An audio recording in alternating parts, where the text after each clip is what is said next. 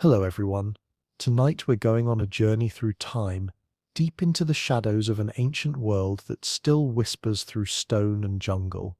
Imagine a mighty civilization that once mapped the stars, built sky-reaching temples and then quietly faded away. What really happened? Did they vanish? Or did something far more human unfold? So, set your pillow, wrap yourself in your blanket, and get ready to dive into the mystery of the Maya, a civilization worth remembering. Before we start, if you genuinely enjoy my work, please like and subscribe to the channel, and tell me, where are you watching from, and what time is it as you drift off with history tonight? Long before the towering skyscrapers of modern cities and the fast-paced lives we now live, there was a world so intricate, so deeply rooted in nature and the stars, that its legacy still echoes across the lands it once called home. This was the world of the Mayans, an extraordinary civilization that blossomed in the heart of what we now call Central America. Their story begins thousands of years ago, long before European explorers ever set foot in the Americas. The Mayans were one of the most brilliant and fascinating ancient civilizations in human history.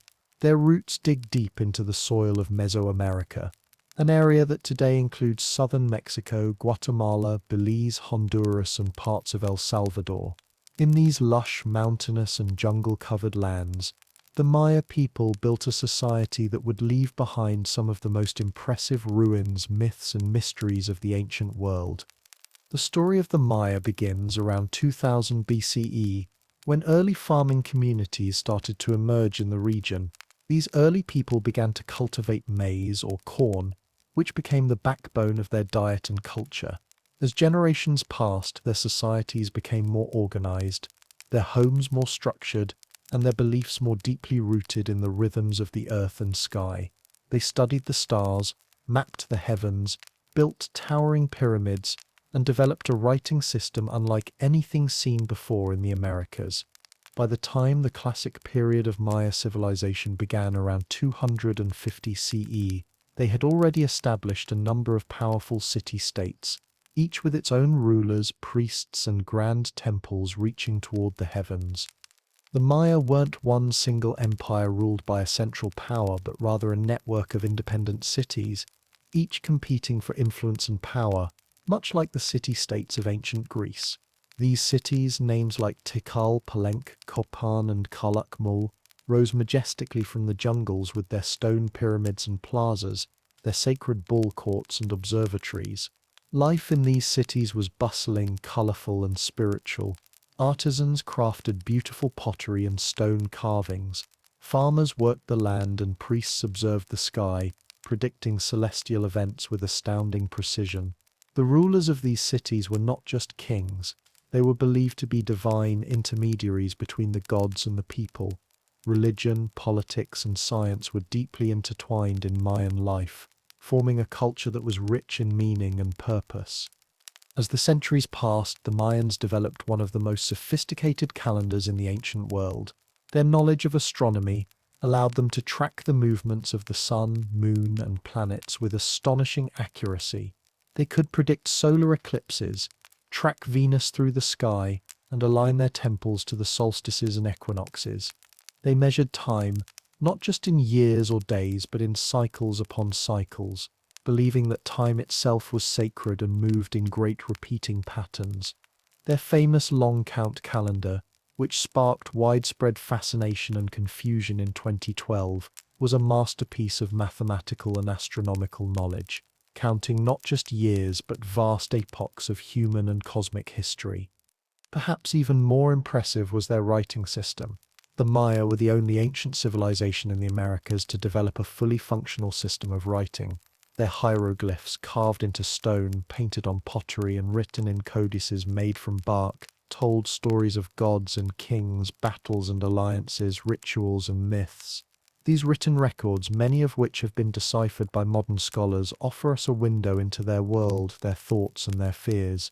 Through them we learn not only of great wars and powerful dynasties, but also of dreams, poems, and the everyday lives of people who lived more than 1,000 years ago. Yet, Their achievements were not limited to the intellectual. The Mayans were master builders and engineers. Without metal tools, draft animals, or even the wheel, they constructed massive stone structures that still stand today, hidden among the jungles, visited by tourists and studied by archaeologists. They built vast cities with intricate layouts, including roads, temples, palaces, and ball courts.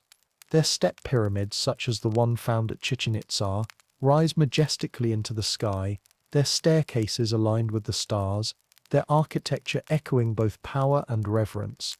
These cities were not just political centers, they were sacred landscapes designed to mirror the cosmos, connecting the heavens, earth, and the underworld. The civilization flourished for centuries, reaching its peak between 250 and 900 CE, a period known as the Classic Era. During this time, Mayan cities were at their most powerful, trade networks flourished, art and science thrived, and rulers commissioned elaborate monuments in their honor. These stelae, tall stone slabs, often featured detailed portraits of the kings, accompanied by hieroglyphic inscriptions recording their victories, rituals, and ties to the gods. The Maya elite lived in stone palaces and presided over grand ceremonies involving music, dance, incense, and offerings.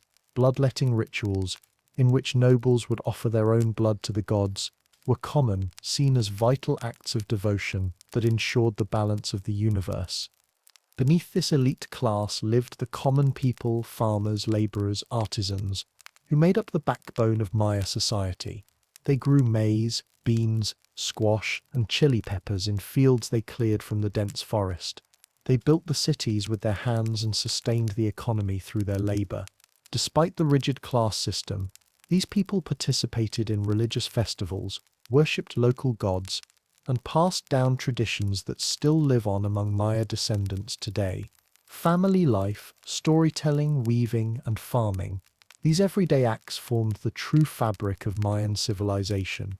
But as we admire all that the Mayans achieved, we must also confront the mystery that still baffles historians and scientists today: the question of their decline.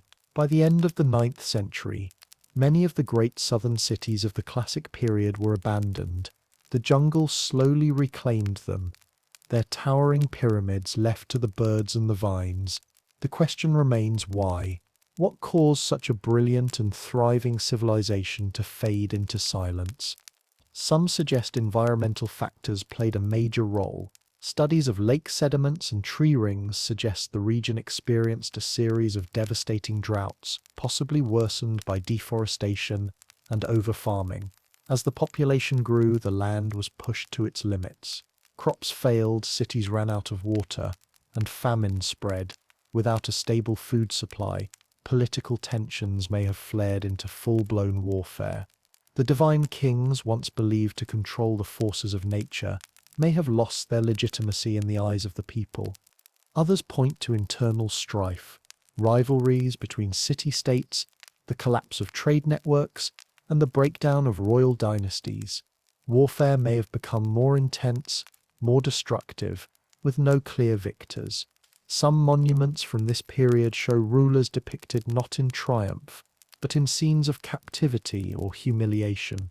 The social contract between the people and their divine kings may have fractured, leading to rebellion, abandonment, and the unraveling of once great cities. And yet, the Mayans did not vanish. While many southern cities were abandoned, the civilization endured in the northern Yucatan Peninsula, where cities like Chichen Itzá and Uxmal continued to thrive for centuries more.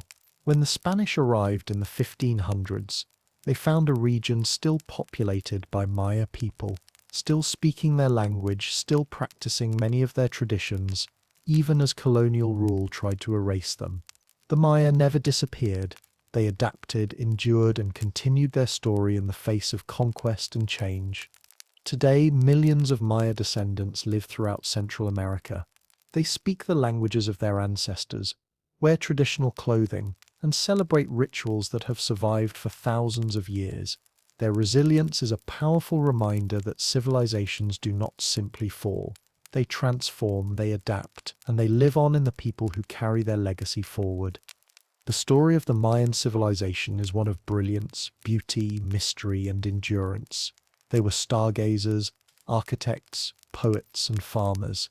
They carved temples that scraped the sky, developed calendars that tracked the cosmos, and wrote down their dreams in stone and ink. Their achievements rivaled those of ancient Egypt, Mesopotamia, and China, proof that knowledge and creativity blossomed not just in the old world, but also in the dense jungles of the new. As we gaze upon their ruins today, we are not just looking at stones and relics. We are witnessing the echoes of a people who once dreamed of the stars, who built a world in harmony with the earth and sky. And though the jungle may have taken back their cities, the spirit of the Maya lives on, in the language of a child learning the stories of his ancestors, in the weavings of a grandmother telling the time-honored tales, and in the quiet rhythm of the cornfields that still feed the people, just as they did thousands of years ago. So when we ask, who were the Mayans? We are not just asking about the past. We are seeking to understand a people who continue to shape the present. Their civilization was not just a moment in history. It is a thread woven through time, stretching from the ancient temples of Tikal to the modern towns of Guatemala, from the sky-watching priests to the farmers of today. Their story is not over. It is still being told, still being lived, and still being remembered. And as we close our eyes tonight, letting the rhythm of the past lull us into sleep, we can imagine a world lit not by electricity but by torches and stars. A world where people look to the sky not just for answers but for meaning. A world where every stone had a spirit, every tree a memory, and every life a place in the grand story of the cosmos. This was the world of the Maya, and though time may have marched on, their legacy still whispers through the leaves of the jungle, waiting for us to listen. In the quiet, misty jungles of ancient Mesoamerica, a civilization flourished that would one day leave behind puzzles etched in stone and knowledge written among the stars. The Mayans, a people often cloaked in mystery, were far more than simple farmers or temple builders. They were thinkers, observers, record keepers, and pioneers of knowledge. In a world untouched by modern tools, they charted the heavens, invented mathematical concepts that would shape the future, and created architectural wonders that have stood the test of time. Their legacy is not just visible in the ruins they left behind, but in the ideas that still influence us today. Among their most remarkable contributions was their understanding of numbers. While civilizations around the world struggled to express large quantities, the Mayans developed a mathematical system that was elegant, flexible, and surprisingly modern. They used a vigesimal system, meaning it was based on the number 20 instead of the 10 we use today, with just 3 simple symbols: a shell for 0, a dot for 1, and a bar for 5. They could represent huge numbers with ease. But what truly sets their system apart is the shell, the symbol for 0. Long before 0 was used in Europe, or even widely accepted in the Old World, the Mayans had already embraced the concept. This was not just a placeholder, but a fully functioning part of their calculations. They understood that 0 could represent nothing, and yet play a powerful role in building the numbers around it. This early recognition of 0 marks one of the great intellectual achievements of the ancient world. It allowed for complex calculations, calendar tracking, and precise astronomical observations. In many ways, the invention and use of 0 opened a door to mathematical thinking that still serves humanity to this day.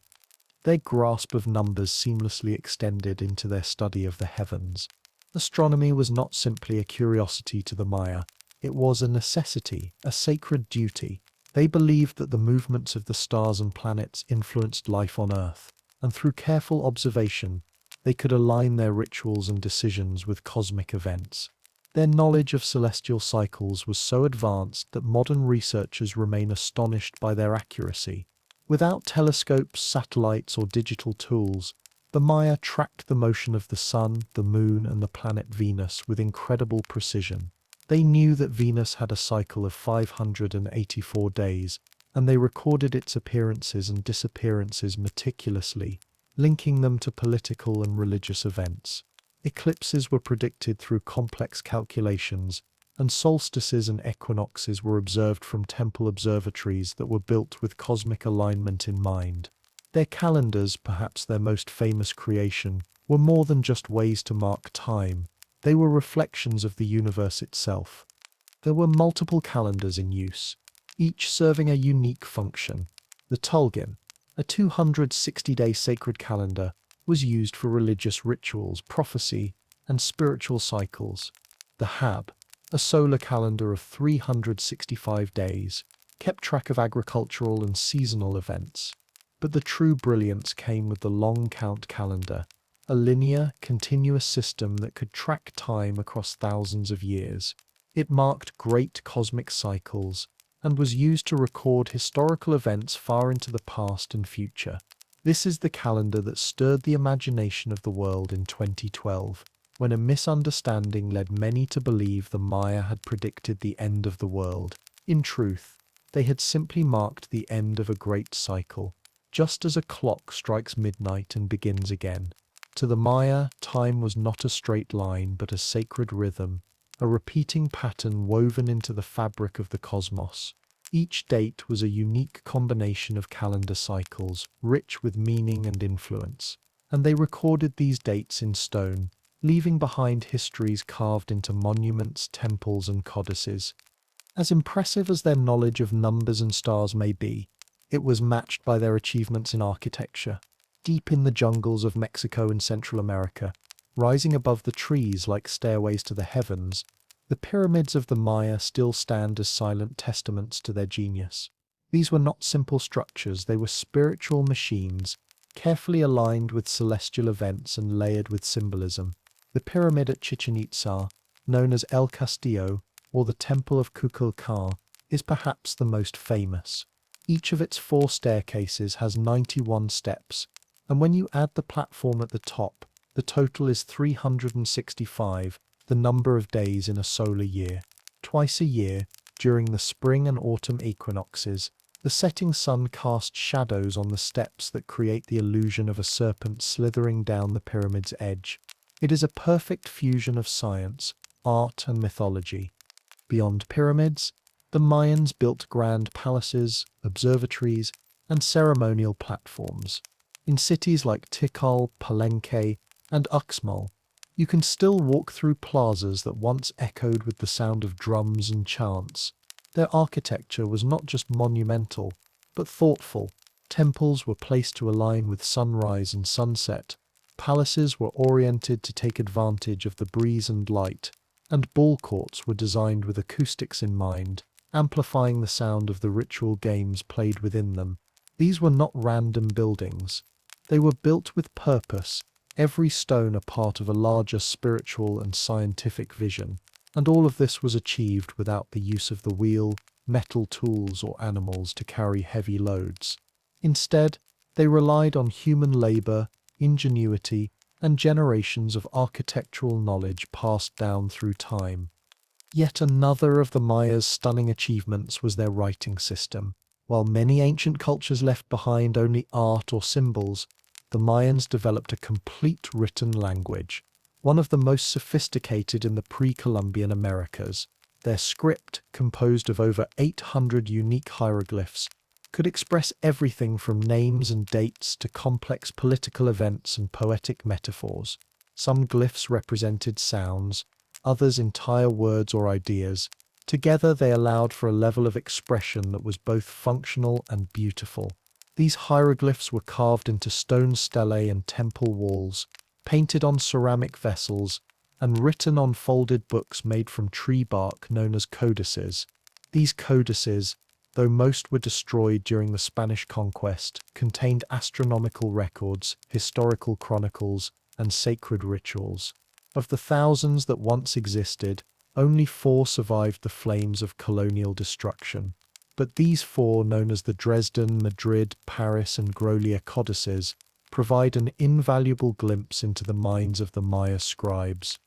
Reading their writing is like opening a window into a vanished world. We learn of kings who conquered rival cities, of rituals performed under specific moon phases, of offerings made to the gods during times of drought and war. We see love stories, family trees, and prayers for a good harvest. And through this writing, the Maya voice comes alive again. It is a voice of scholars and poets, of warriors and priests, of a people who believed in the power of knowledge to connect them to something greater. Deciphering this language has been a long journey for modern scholars, and it is still ongoing. Each glyph cracked is a word reclaimed, a story rediscovered, a piece of history returned to those who once lived it. Together, the achievements of the Mayan civilization form a tapestry of brilliance. Their mathematics laid the groundwork for scientific observation. Their astronomy gave order to the sky and time. Their architecture brought spiritual beliefs into physical form. Their writing preserved their thoughts, dreams, and history. And what is perhaps most remarkable is that all of this was achieved in isolation from the great civilizations of Europe, Asia, and Africa. The Maya did not borrow these ideas. They discovered them on their own. They looked to the stars and found meaning. They looked to the earth and found sustenance. And they looked within their minds and hearts and found the tools to build a civilization unlike any other. Even today, as you wander through the ruins of a forgotten temple or gaze upon the glyphs carved into an ancient monument, you can feel it, that quiet brilliance, that whisper of knowledge echoing through time. You can imagine the priest standing atop a pyramid, watching Venus rise in the dawn sky. You can picture the scribe hunched over a codex, carefully brushing the symbols of a sacred ritual. You can hear the heartbeat of a civilization that once pulsed with innovation and wonder, a people who understood the stars not just as lights in the sky, but as guides, companions, and storytellers. The Maya remind us that knowledge does not always come from modern machines or global empires. Sometimes it grows in the forests, flows through rivers, and rises with the morning sun. It speaks through silence, through symbols carved in stone, and through stories passed down over generations. It waits patiently to be seen, to be heard, to be understood. And so, as the night deepens and the stars return to their ancient places, let us remember the Maya, not as a mystery to be solved, but as a mirror reflecting the heights human thought can reach when guided by curiosity, observation, and belief. Let us carry their legacy gently into our dreams as we drift into sleep, wrapped in the soft light of a civilization that never truly disappeared. In the lush green lands of ancient Mesoamerica, under the canopy of thick jungles and rolling hills, the daily rhythm of the Mayan people flowed like the quiet rivers that nourished their fields. Life in a Mayan village or city was more than survival. It was a complex, spiritual, and structured existence, woven with tradition, belief, and responsibility. Each person had a place in the grand design of their world, whether they were a king ruling from a grand stone palace or a humble farmer rising at dawn to tend to his maize fields. Though thousands of years have passed since their great cities thrived, we can still imagine how the Mayans lived, what they believed, how they worked, and how they understood their place in the universe. At the top of Mayan society stood the king known as the Ajor, a figure both political and divine. He was not merely a ruler in the earthly sense, but a sacred leader, believed to be chosen by the gods to act as a bridge between heaven and earth. The king's responsibilities went far beyond law or war. He was expected to maintain balance in the cosmos, to perform rituals that kept time flowing and crops growing. His words were law, but his actions were deeply spiritual. Around the king, a small but powerful class of nobles advised him and managed various aspects of the city-state. These nobles were warriors, governors, and high-ranking officials.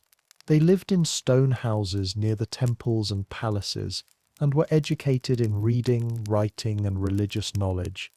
Beside them stood the priests, a group with immense influence. The Mayan priests were scholars, astronomers, mathematicians, and spiritual guides.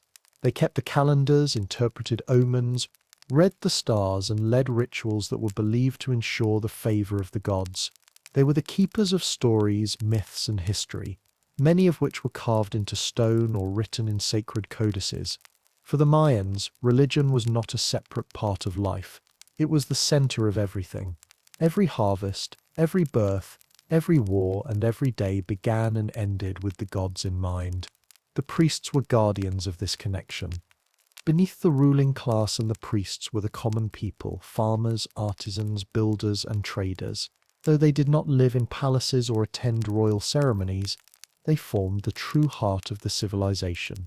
Most Mayans were farmers, rising with the sun and working the land with dedication.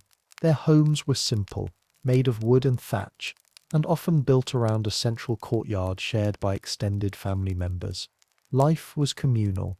Children played together while elders told stories, and meals were shared with gratitude. Corn or maize was the foundation of their diet and their belief system. The Mayans believed that the gods made humans from corn, and so every kernel was sacred, every harvest a gift. To grow their crops in the dense jungle environment, the Mayans developed a technique known as slash-and-burn agriculture. They would clear a patch of forest by cutting down the vegetation and letting it dry in the sun. Then they set it on fire, using the ash to fertilize the soil. After planting maize, beans, squash, and chili peppers, the fields would be used for a few seasons before being left to recover. While this method was effective in the short term, it required careful rotation and movement to avoid exhausting the land. Farmers often had multiple plots at different stages, some freshly burned, some ready to harvest, others resting. It was a rhythm that echoed the cycles of nature itself. Farming was not only about planting and harvesting, it involved rituals and offerings to the gods, prayers for rain, and ceremonies of gratitude. Before planting, farmers might bury offerings such as small figurines, maize kernels, or bits of jade to ask the gods for a good season. During dry periods, priests and farmers would come together to perform rain ceremonies, invoking the rain god Shak to bless the fields. Farming was sacred work, and the food produced was not simply sustenance, it was spiritual nourishment.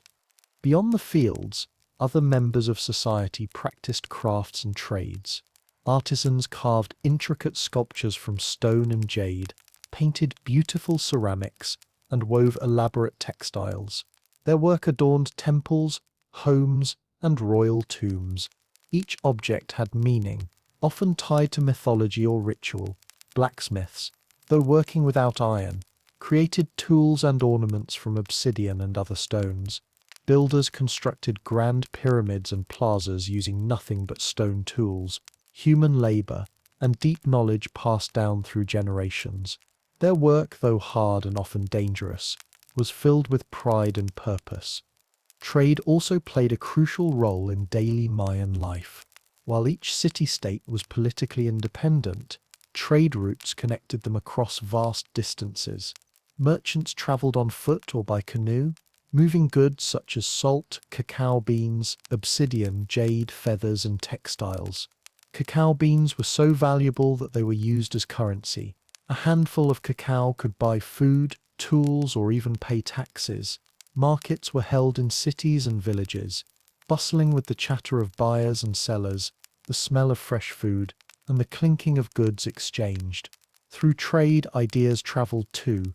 Styles of pottery, religious beliefs, and new tools spread across regions, helping to unify the culture even in its diversity.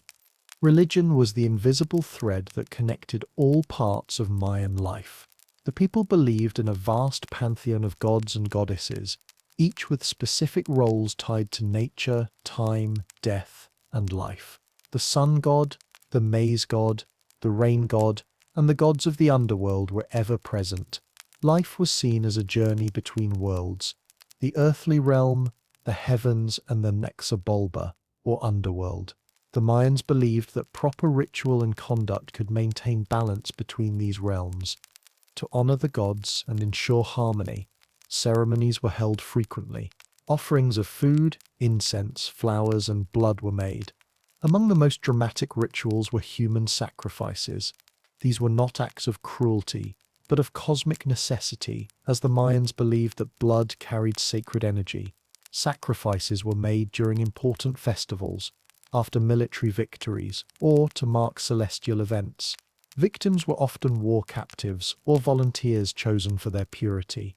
The heart, considered the seat of the soul, was offered to the gods, while the people gathered in solemn reverence. It was a sacred moment, a bridge between human and divine. Rituals were not limited to the temples or the elite. Ordinary people also maintained small altars in their homes, prayed to household gods, and observed festivals throughout the year. Births, marriages, harvests, and even illnesses were occasions for religious observance. Shamans and healers used herbs, chants, and sacred objects to treat ailments, believing that sickness could be caused by spiritual imbalance. Dreams were interpreted, omens were read, and the future was glimpsed through sacred calendars. Children were raised with strong community values and a deep respect for their ancestors. From a young age, they learned the roles they would eventually play. Boys learning farming, crafting, or trade from their fathers. Girls learning weaving, cooking, and household rituals from their mothers. Education for the elite included reading, writing, and astronomy, while most children learned through observation and repetition. Names were often given based on the day of birth, each day believed to carry a unique energy and destiny. As night fell over the Mayan world, families gathered around small fires, the stars above reflecting the stories told by the elders. They believed the sky was a great book, written with the movements of the gods. Every star, every planet, had a role in the unfolding story of time. The Milky Way, they said, was a sacred river flowing through the heavens, a path that souls traveled on their way to the afterlife. Even in the quietest villages, this sense of cosmic connection was never far from mind.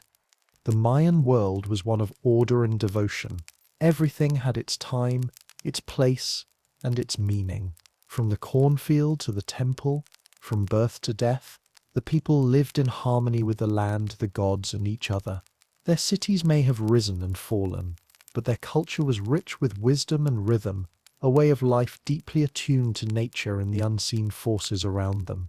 Today, the descendants of the ancient Maya still walk the same lands, speak the same languages, and grow the same corn. Though the great cities now lie in ruins, overgrown by jungle and softened by time, the spirit of the people endures. In the weaving patterns of a shawl, in the quiet prayers whispered at dawn, in the laughter of children chasing each other through the village, echoes of the ancient daily life continue. The Mayans lived with purpose, not just for survival, but for balance. Balance between nature and man, between body and spirit, between the known and the mysterious. Their daily life was not ordinary. It was sacred, rooted in a world where every tree had a soul, every season had a god, and every action carried meaning. They did not see themselves as separate from the earth or the sky. They were a part of it, living in the heart of a living, breathing cosmos. And so, as we drift into sleep, let us remember the quiet dignity of the Mayan farmer, rising before dawn to greet the sun with open hands. Let us remember the scribe painting sacred symbols by candlelight, the priest watching the stars for signs, the mother whispering lullabies beneath a thatched roof. Let us hear the soft rustle of maize leaves, the distant sound of a drum, the peaceful hum of a world in harmony. The daily life of the Mayans was not grand by modern standards, but it was full of meaning, of connection, and of deep, enduring beauty. In the heart of dense rainforests, where howler monkeys echo in the canopy and the scent of wild orchids fills the air, the Maya built cities of stone that still stand today, whispering stories of power, mystery, and time. These cities were not scattered villages or simple towns. They were masterpieces of architecture and organization, sacred landscapes carefully designed to reflect both the heavens above and the world below.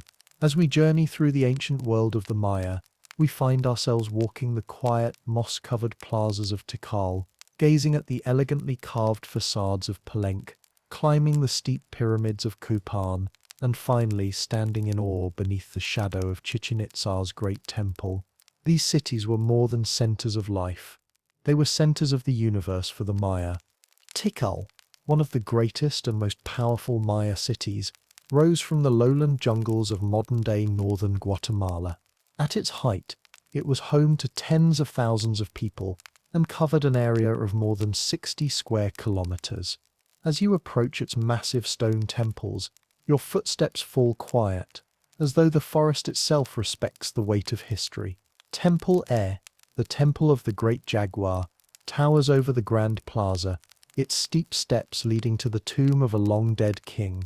The skyline of Tikal is defined by these pyramid temples, rising above the trees like fingers pointing to the sky. From the tops, the Maya priests once studied the stars, performed sacred rituals, and watched the sun rise and fall in perfect alignment with their calendar. The city was not built at random. Every structure had its purpose, its place in the spiritual design of the city. The plazas were not just gathering spaces. They were stages for rituals that connected the people with their gods. Ball courts, where sacred games were played, were often placed between temples representing the heavens and the underworld. This was not simply sport, it was ceremony, where the outcome held cosmic significance. Palaces were built with careful attention to light and shadow, designed to honor celestial events. The city was alive with meaning. At its heart was the belief that every stone laid had a reason, every wall a message, every building a mirror of the cosmos. Farther to the west, nestled in the foothills of the Chiapas Mountains, lay Palenque, a city known not for its size but for its elegance. While Tikal was grand and towering, Palenque was delicate and refined, with temples that looked like lace carved in stone.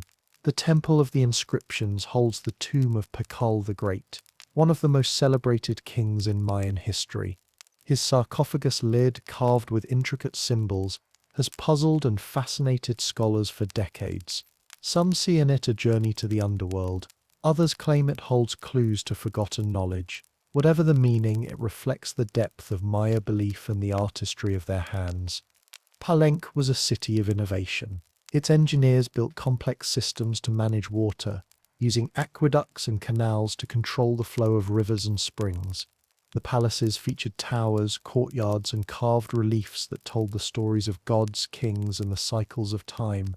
Here, politics and religion walked hand in hand, with each ruler considered a divine representative on earth.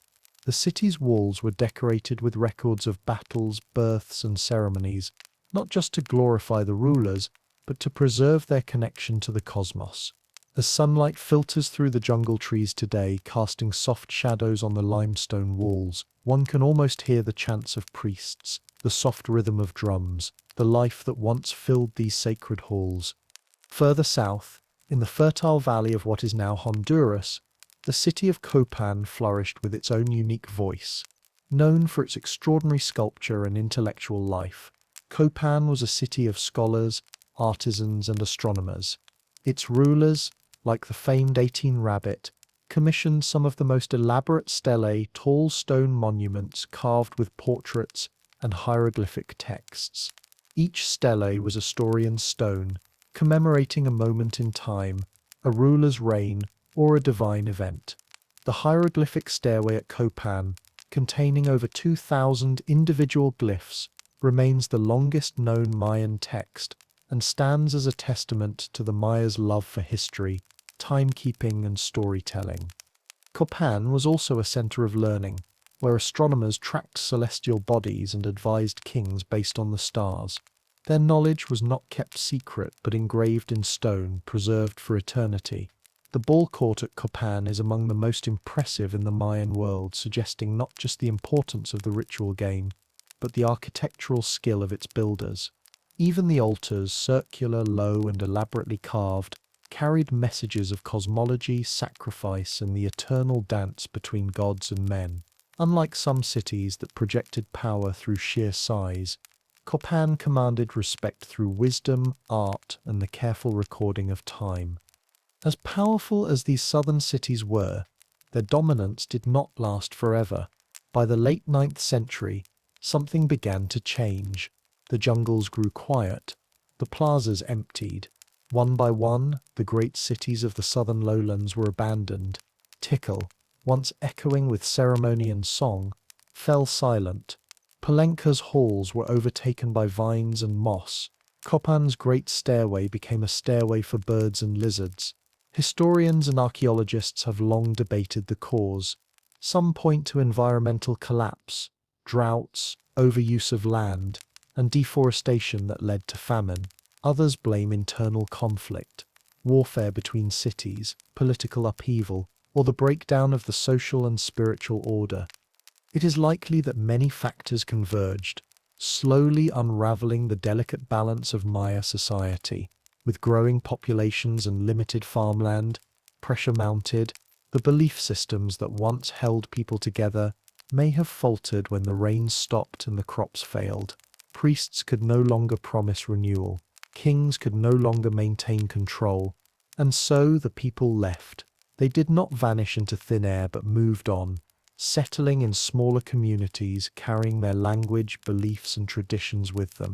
Though the temples crumbled, the people remained. Yet, while the southern cities declined, new centers of power rose in the northern Yucatan Peninsula, in what is now modern-day Mexico. Here, the great city of Chichen Itzá began to shine. Unlike the cities buried in rainforest, Chichen Itzá was built in a drier, more open region, where different challenges shaped a new kind of Maya society. The city drew not just from traditional Maya culture, but also from outside influences, Toltec, Central Mexican, and others. This blending of ideas created a city unlike any other, with architecture that was both familiar and new. At Chichen Itzá, the Temple of Kukulkan, also known as El Castillo, stands as a perfect fusion of science and art. This pyramid was designed with such precision that during the spring and autumn equinoxes, the setting sun casts shadows along its staircase that create the illusion of a serpent descending the pyramid's side. This effect, combined with the carved serpent heads at the base, honored Kukulkan, the feathered serpent god. It was not simply a display of skill, but a message, a story told through light and shadow, through stone and silence. The city's ball court is the largest in the Maya world, measuring over 500 feet long. Here, the sacred game was played not for entertainment, but for ritual. Its acoustic design is so perfect that a whisper at one end can be heard clearly at the other.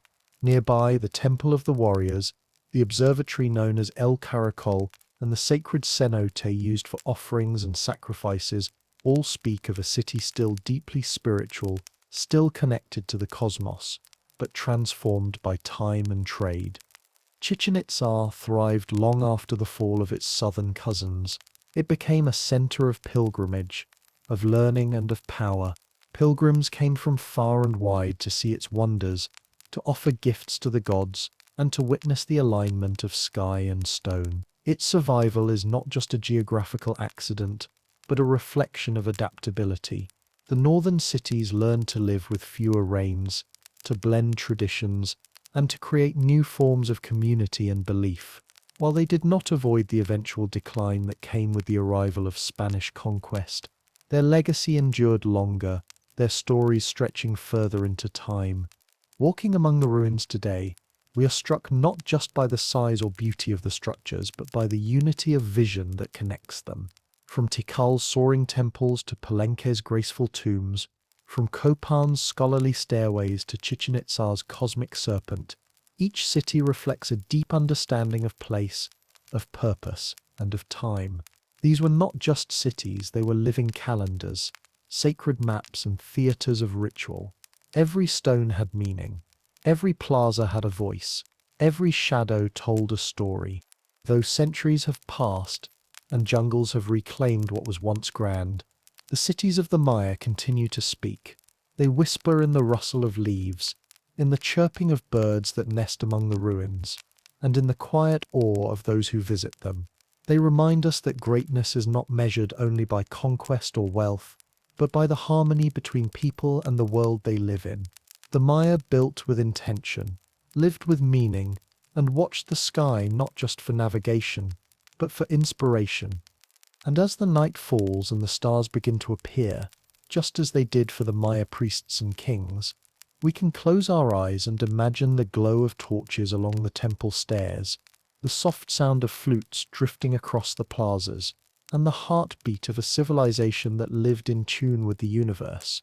Their cities may be silent now, but their story is still alive, etched in stone, written in the sky, and carried gently in the wind. For centuries, the great cities of the ancient Maya stood as testaments to human brilliance. Pyramids touched the clouds, astronomers watched the skies from sacred observatories, and kings performed rituals believed to maintain balance between the heavens and the earth. But one day the jungle began to grow silent. The fires in the ceremonial plazas faded. The ball courts, once filled with echoes of sacred games, fell still. One by one, the mighty cities of the southern lowlands, Tekal, Copan, Palenque, were abandoned. Roads became overgrown. Temples crumbled beneath vines. The people didn't vanish entirely, but something enormous had changed. What caused the sudden and mysterious decline of one of the most advanced civilizations in the ancient Americas? That question has intrigued archaeologists, historians, and dreamers alike for generations. There is no single answer. There was no invading army that marched through the jungle to erase the Maya. No earthquake swallowed their cities whole. Instead, the collapse was likely a slow unraveling, a quiet slipping away, piece by piece. As researchers have peeled back the layers of soil, translated stone glyphs, and studied ancient climate patterns, they have uncovered a series of interwoven theories, each one a thread in a larger tapestry of collapse. Some point to environmental destruction, others to political chaos, and some even to spiritual beliefs that may have guided the Maya to step away from their cities in reverence for time itself. One of the most supported theories focuses on environmental collapse. The Maya lived in a tropical region with rich forests, fertile soils, and reliable rainfall, at least in the beginning. But as their cities grew, so did the demand for resources. Trees were cut down to clear land for agriculture, to provide timber for construction, and to fuel the fires used for making lime plaster, a key ingredient in their architecture. Over generations, vast swaths of forest were reduced to farmland. The soil, no longer protected by trees, began to erode. Its fertility faded.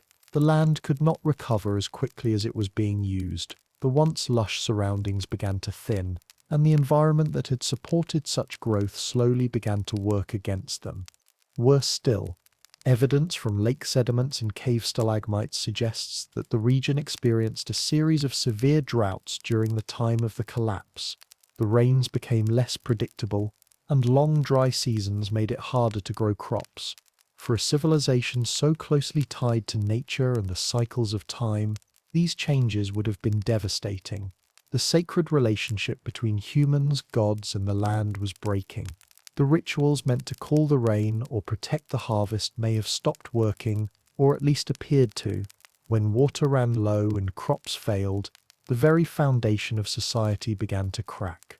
As food became scarce and rainfall uncertain, the growing population only made matters worse. At the peak of the classic period, some Maya cities housed tens of thousands of people, all relying on a fragile system of agriculture. The slash and burn method, while effective for small populations, could not sustain large, permanent settlements without rotation and recovery. The result was a dangerous imbalance. More mouths to feed meant more land cleared, more trees burned, more pressure on the environment. And when the rains failed or the fields turned barren, hunger would have spread quickly. Food shortages became not just a problem of survival, but a political and social crisis. With famine often comes conflict, and this appears to have been true for the Maya. Political instability and warfare may have played a major role in the collapse. The Maya civilization was never a unified empire ruled by a single leader. Instead, it was a patchwork of independent city-states, each ruled by its own king. These cities often formed alliances or clashed with one another, sometimes engaging in ritual warfare meant to capture prisoners for sacrifice or to demonstrate power. But as the system strained under environmental and social pressure, these conflicts may have become more violent and widespread. Carvings from the late classic period show scenes not just of glorious kings and peaceful ceremonies, but of captives, battles, and cities at war. Some monuments were left unfinished. Some royal lineages ended abruptly. Cities that once rivaled each other may have turned against one another in desperation. Rulers, once seen as divine, lost their legitimacy when they could no longer promise reign or stability. Without faith in their leaders, people may have rebelled or simply walked away, choosing to live in smaller, more manageable communities rather than remain under the shadow of crumbling authority. The story becomes even more complex when we consider the idea of external invasion. Some early theories suggested that a foreign people may have invaded the Maya lands, displacing or destroying the existing culture. But over time, this idea has lost support. There is little archaeological evidence of widespread invasion or cultural replacement during the period of collapse. No sudden change in pottery styles, no foreign weapons, no signs of violent conquest that match those seen in other ancient collapses. The cities were abandoned gradually, not destroyed overnight. The people did not disappear. They moved, they adapted. Their descendants still live across Central America, speaking Maya languages and practicing traditions that reach back thousands of years. The disappearance was not an end, it was a transformation. Perhaps the most fascinating and most often overlooked theory lies in the spiritual worldview of the Maya themselves. To the Maya, time was not a straight line but a circle, a repeating cycle of eras and events. They believed in cosmic ages, long periods governed by different gods and energies. The end of one era did not mean total destruction, but the beginning of another phase in cosmic history. This belief, recorded in their calendars and myths, may have influenced how they saw the collapse of their cities.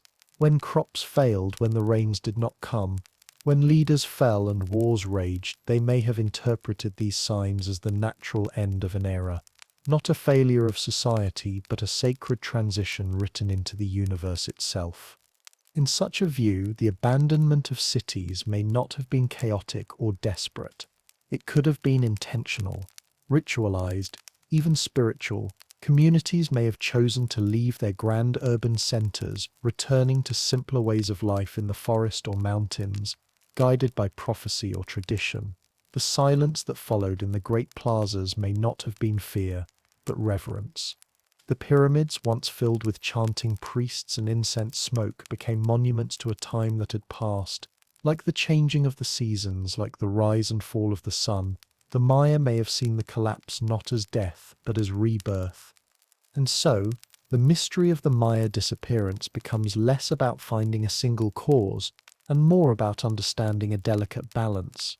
Climate change, deforestation, overpopulation, political turmoil, and spiritual belief. All these threads weave together into a complex and human story.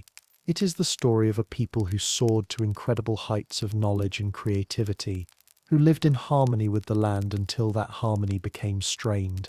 A people who did not wait for outsiders to erase them, but who responded to crisis in their own way, sometimes with conflict, sometimes with migration, sometimes with sacred silence.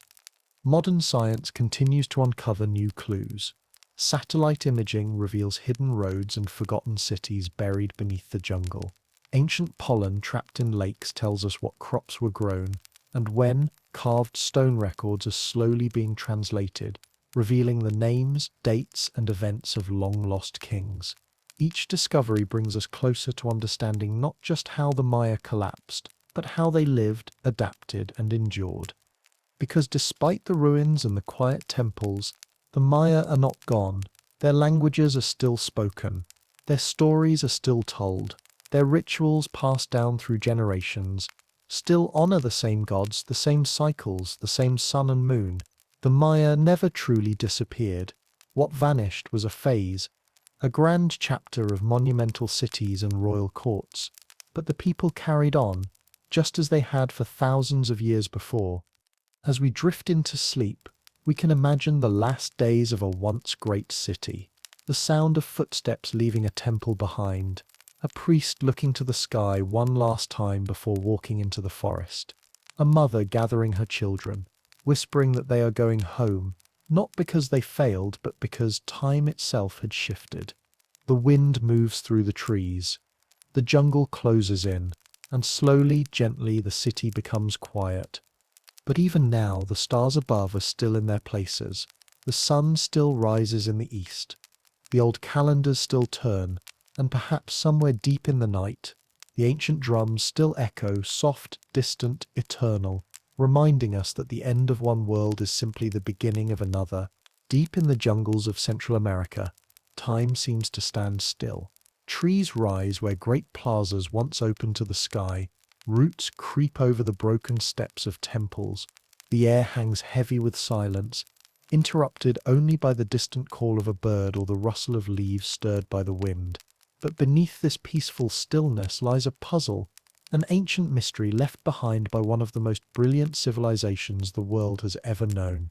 The Maya, who once built cities that echoed with life and ceremony, who watched the stars and mapped time itself, are now remembered not only for their achievements, but for their sudden and unexplained disappearance. To understand this disappearance, we turn not just to legend or speculation, but to the ground itself. Archaeology, the science of uncovering the past through what remains, has provided some of the most revealing clues about what happened to the Maya. Piece by piece, layer by layer, a story emerges from the soil, the stone and the silence. A story not of magical vanishing, but of slow unraveling. A story that can only be told by the cities the Maya left behind. As researchers began to explore the dense forests of Guatemala, Mexico, Belize, and Honduras, they stumbled upon something remarkable: entire cities swallowed by the jungle. These were not small settlements, but massive urban centers, once home to tens of thousands of people. Their scale was staggering.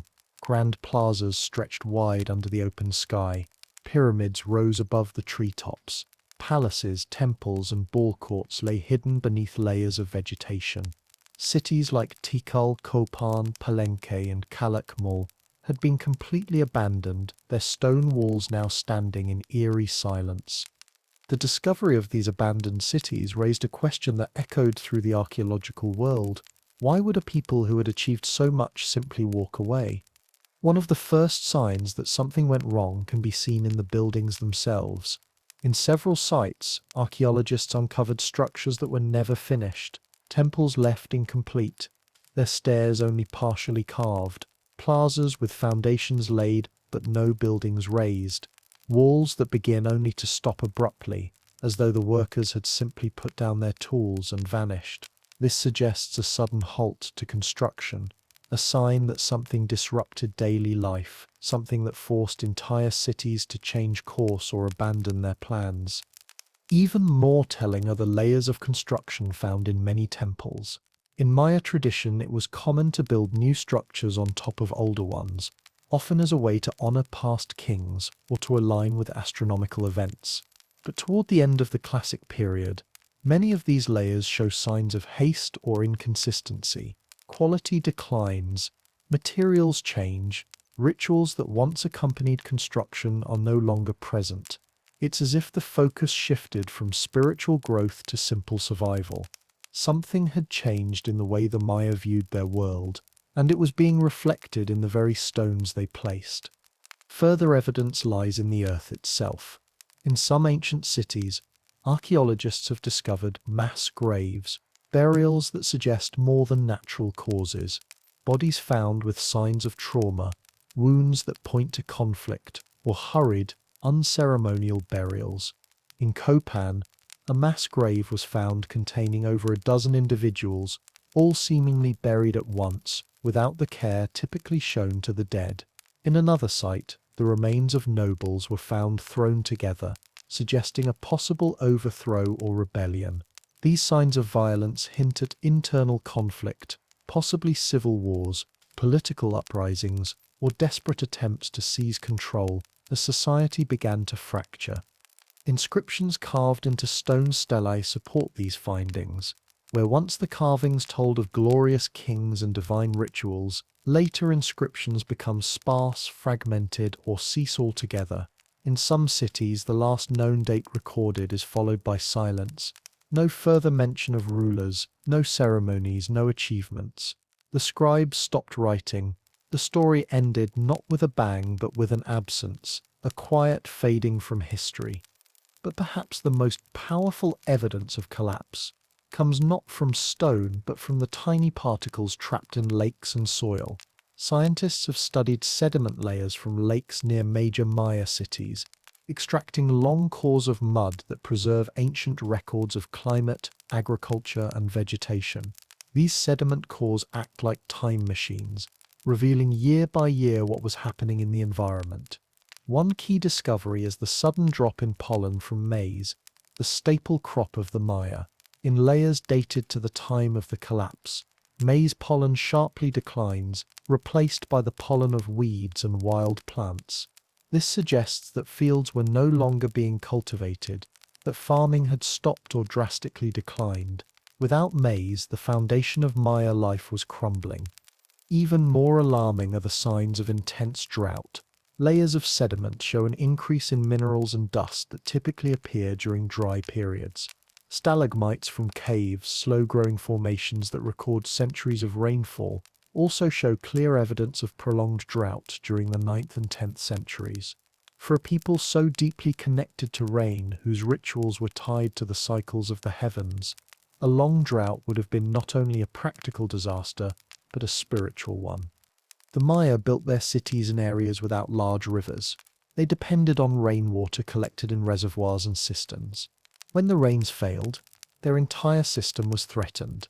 The priests, who were expected to maintain harmony with the gods, may have been seen as having lost favor. Kings, once thought to be divine, faced growing doubt. In such times, belief systems begin to crack. Trust fades. Desperation rises. The droughts would have caused widespread famine. Crops would fail. Food would run short. People may have fled the cities to find water, to seek refuge in the forests or hills. Populations once dense and organized began to scatter. As food supplies dwindled, conflict likely increased. Competing cities may have turned on each other. Struggles over water, over land, over leadership, all may have erupted into war. The mass graves, the incomplete buildings, the silent monuments, they all speak of a civilization pushed to its limits. Yet the collapse was not uniform. While the southern lowland cities were largely abandoned, the northern Yucatan cities like Chichen Itzá continued to thrive for some time. This contrast is also reflected in the archaeology. In the north, buildings remained in use. Inscriptions continued and trade networks survived. These regions may have had better access to underground water or were simply less affected by the environmental changes. But even there, eventually, the grandeur began to fade. Across all regions, archaeologists find evidence of adaptation. People began to build smaller homes. Grand plazas gave way to simpler structures. Trade items became less luxurious. Pottery styles changed. The society once filled with kings and priests, with towering temples and divine rituals, was slowly becoming something more modest, more practical, more focused on day-to-day survival. It is a shift that speaks of resilience as much as collapse. Today, these clues remain scattered across the jungle floor and buried beneath layers of time. Each discovery adds a piece to the puzzle: a broken pot, a carved glyph, a layer of pollen. Each tells a story of change, of struggle, of decisions made in the face of the unknown. The Maya did not disappear overnight. They did not vanish in a single moment. What happened was gradual, complex, and deeply human. Their cities, now quiet, are not tombs but time capsules. As archaeologists continue to explore, they uncover not just evidence of collapse but also of life, of people trying to adapt, to hold on, to understand. The Maya were not passive victims of their environment. They were thinkers, builders, and believers. They responded to drought, to war, to instability in the ways they knew how, sometimes with faith, sometimes with innovation, and sometimes with retreat. What they left behind was not just stone and dust. They left behind questions, clues, lessons. They left behind a reminder that civilizations, no matter how advanced, are vulnerable to change. They showed us that knowledge and belief, prosperity and struggle, rise and fall, all are part of a larger rhythm. Just as their ancestors had once looked to the stars for answers, so too do we now look to the ground for theirs. And in the stillness of those ancient ruins, surrounded by trees and time, It's easy to imagine the people who once walked those paths, who watched the same sky, who dreamed and feared just as we do. Their story, written in stone and soil, continues to speak.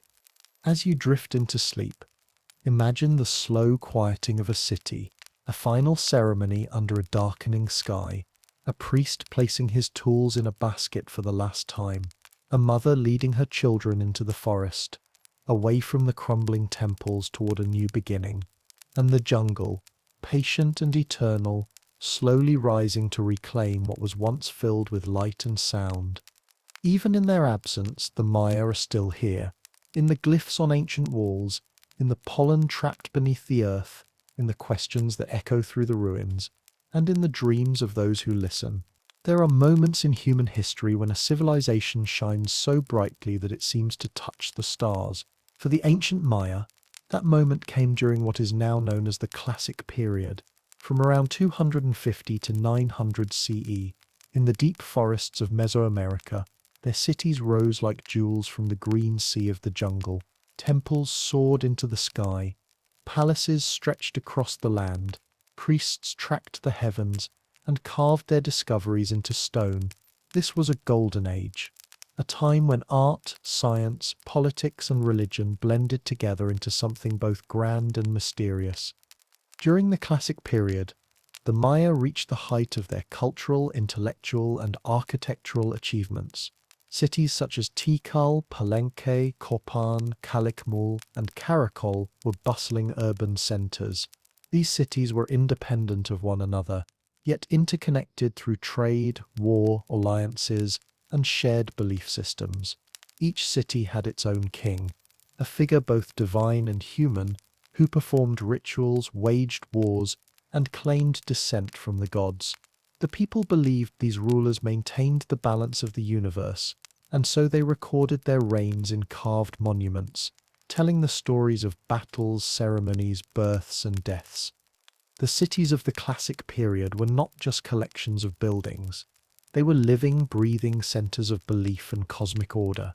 Every structure had purpose. Temples were aligned with celestial events, so that on certain days the sun would rise or set in perfect harmony with sacred architecture. Ball courts hosted ritual games that symbolized the eternal struggle between life and death. Observatories watched the movements of Venus, the sun, and the moon. And everywhere, stone was carved with precision, hieroglyphs detailing history, stelae honoring kings, altars for the gods. Writing flourished. The Maya developed one of the most advanced writing systems in the ancient world. Their glyphs told complex stories, capturing not only names and dates but emotions, myths, and philosophical ideas. They wrote in folding books made of bark paper, codices that recorded their understanding of time, astronomy, and religion. Though only a few of these books have survived, they offer a glimpse into the deep thought and careful study that shaped Mayan life. Mathematics and astronomy were central to this age. The Maya invented the concept of zero, a mathematical breakthrough centuries ahead of much of the world. Their calendars were stunningly precise, capable of predicting eclipses and tracking planetary cycles.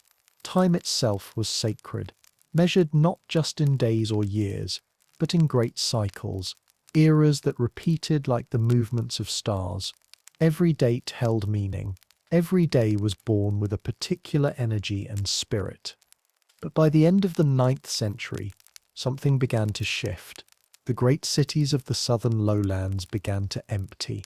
Temples were no longer built. Carvings ceased. The jungle crept back in. For a long time, this period was viewed as the collapse of the Mayan civilization. Yet, as we now understand, the Maya did not disappear.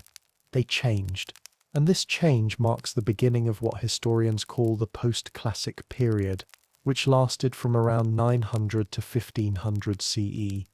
During the post-classic, the grandeur of the classic cities faded, but Maya life continued.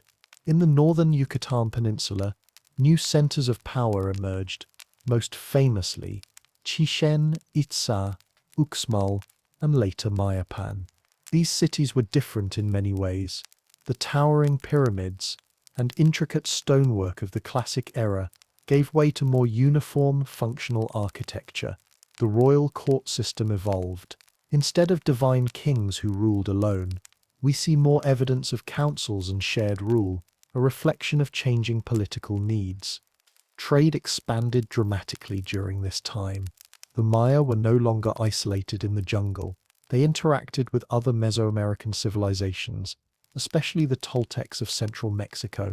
At Chichen Itzá, we find art and symbols that blend Maya and Toltec styles. Warriors are depicted in new ways, and the feathered serpent god, Kukulkan, closely related to the Aztec Quetzalcoatl, becomes a dominant figure. This was a time of fusion, of shared knowledge, of movement and migration. New religious practices, new political ideas, and new styles of architecture emerged. One striking difference between the classic and post-classic periods is the tone of their monuments. In the classic era, inscriptions celebrated lineage, timekeeping, and divine authority. Post-classic monuments are fewer and simpler. Writing became less central. The codices from this period, while still filled with ritual and astronomical information, are more focused on daily practices and prophecy than on the grandeur of royal life. There was a shift in focus from the heavens and kings to the community and survival. Violence and warfare also changed. During the classic period, wars were often about capturing enemies for ritual sacrifice or proving dominance. In the post-classic, warfare became more intense and destructive. Fortified cities appeared. Walls were built for protection. Rivalries between cities, especially in the Yucatan, became more frequent and bitter. The city of Mayapan, for example, rose to power after Chichen Itzá, only to fall later due to internal conflict and civil war. The political unity of the region became more fragmented as city-states competed for resources and control. Religion, too, evolved. The Maya still believed in a layered universe, heavens above, the earthly realm, and the underworld below. They still performed rituals, honored the gods, and read omens in the stars. But there was an increase in militaristic imagery in their religious symbols. Warriors and human sacrifice played a greater role in ceremony. Some temples were used not just for worship, but as expressions of military power and political control. The gods had not changed, but perhaps the relationship between people and gods had grown more intense, more urgent, as societies faced growing instability. The Maya of the post-classic period were deeply resilient. They adapted to drought, political upheaval, and the loss of their great cities. They developed new trade networks that stretched across Mesoamerica. Coastal ports thrived, connecting the Maya to faraway lands. Markets grew. Salt, obsidian, cotton, cacao, and jade continued to be exchanged across vast distances. Life moved forward, not as a shadow of the past, but as a living continuation of a culture that refused to fade. One of the most remarkable aspects of this era is how the Maya continued to observe time. Even after the classic cities were silent, the long count calendar was remembered. Rituals based on calendar days still guided planting, harvesting, marriage, and ceremony. Time remained sacred. The stars were still watched. The universe was still alive with meaning. Then, in the early 1500s, everything changed once again, this time from the outside. Spanish conquistadors arrived, bringing with them disease, steel, and a hunger for land and souls. The post-classic cities were no match for the invading forces. Entire populations were decimated by illness before battles even began. Temples were torn down or transformed into churches. The Maya world, already fragmented, was shaken to its core. And yet, even under colonial rule, Maya identity endured. The traditions, the language, the memory of a time when their ancestors watched the stars and carved their histories into stone, none of it vanished. It was hidden, transformed, passed down in quiet ways. In the shadows of Spanish missions, stories were still told. In the rhythms of planting and harvest, ancient calendars still whispered. The contrast between the classic and post-classic periods is not just a tale of rise and fall. It is a story of evolution, of change, of resilience.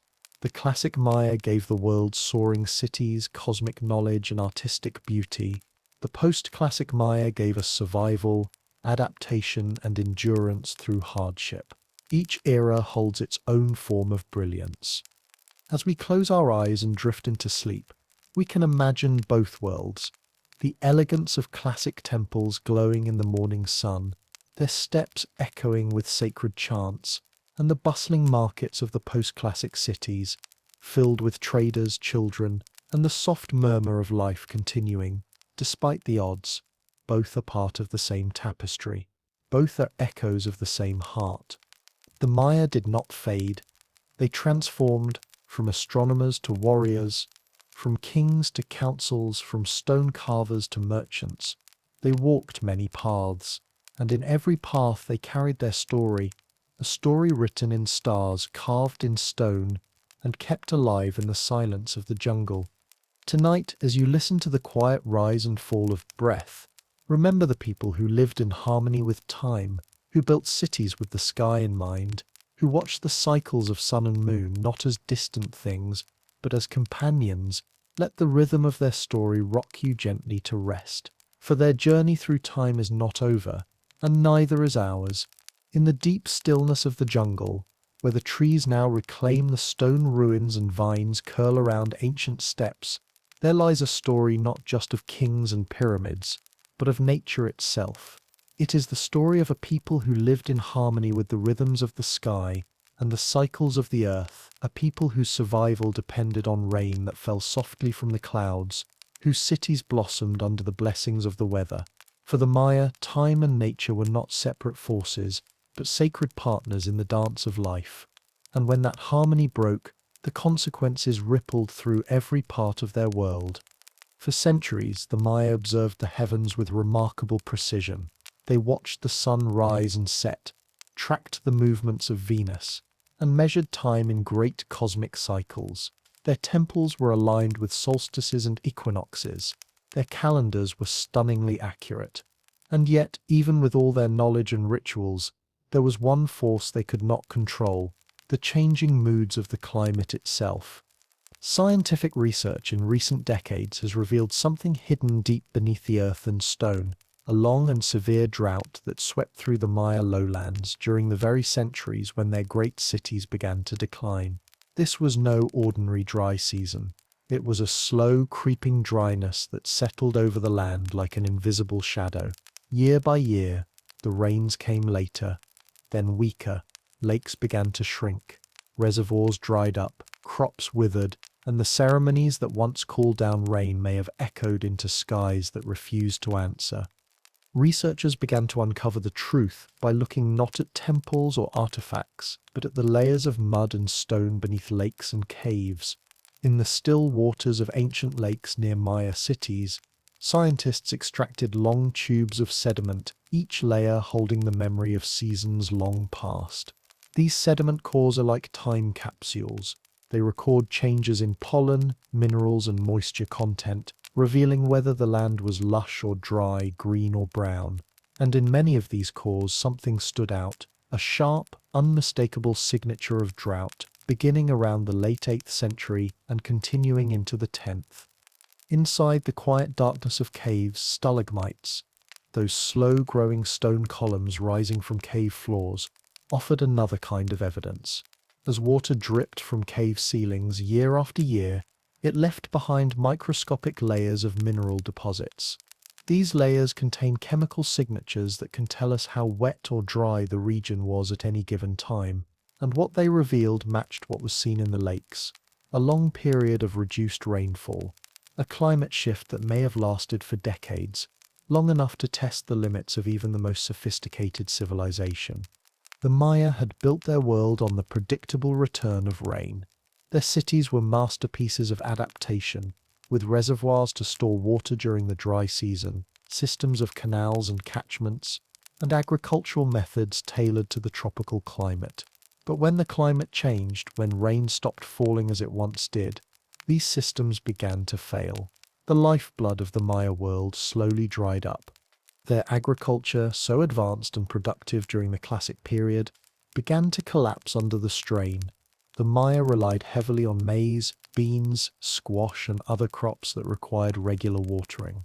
The slash and burn technique, which was sustainable at small scales, became less effective as the population grew and the forest cover declined. Without enough rain, the cleared fields turned to dust. The soil, once rich, lost its nutrients. Farming became a battle against the earth itself. In areas where cities had once flourished, pollen records show a sharp decline in cultivated plants. In their place, weeds and drought-resistant species began to dominate. This shift wasn't just ecological, it was cultural. It meant that people were planting less food, or perhaps no food at all. Some regions even show signs of being completely abandoned, the land left to return to wilderness. The loss of agriculture would have touched every aspect of Maya life. Food shortages would lead to hunger. Hunger would lead to unrest. Rulers, once considered divine intermediaries between the people and the gods, would be blamed for their failure to bring back the rains. Temples that once overflowed with offerings and incense may have fallen silent, as the priest's words failed to restore balance.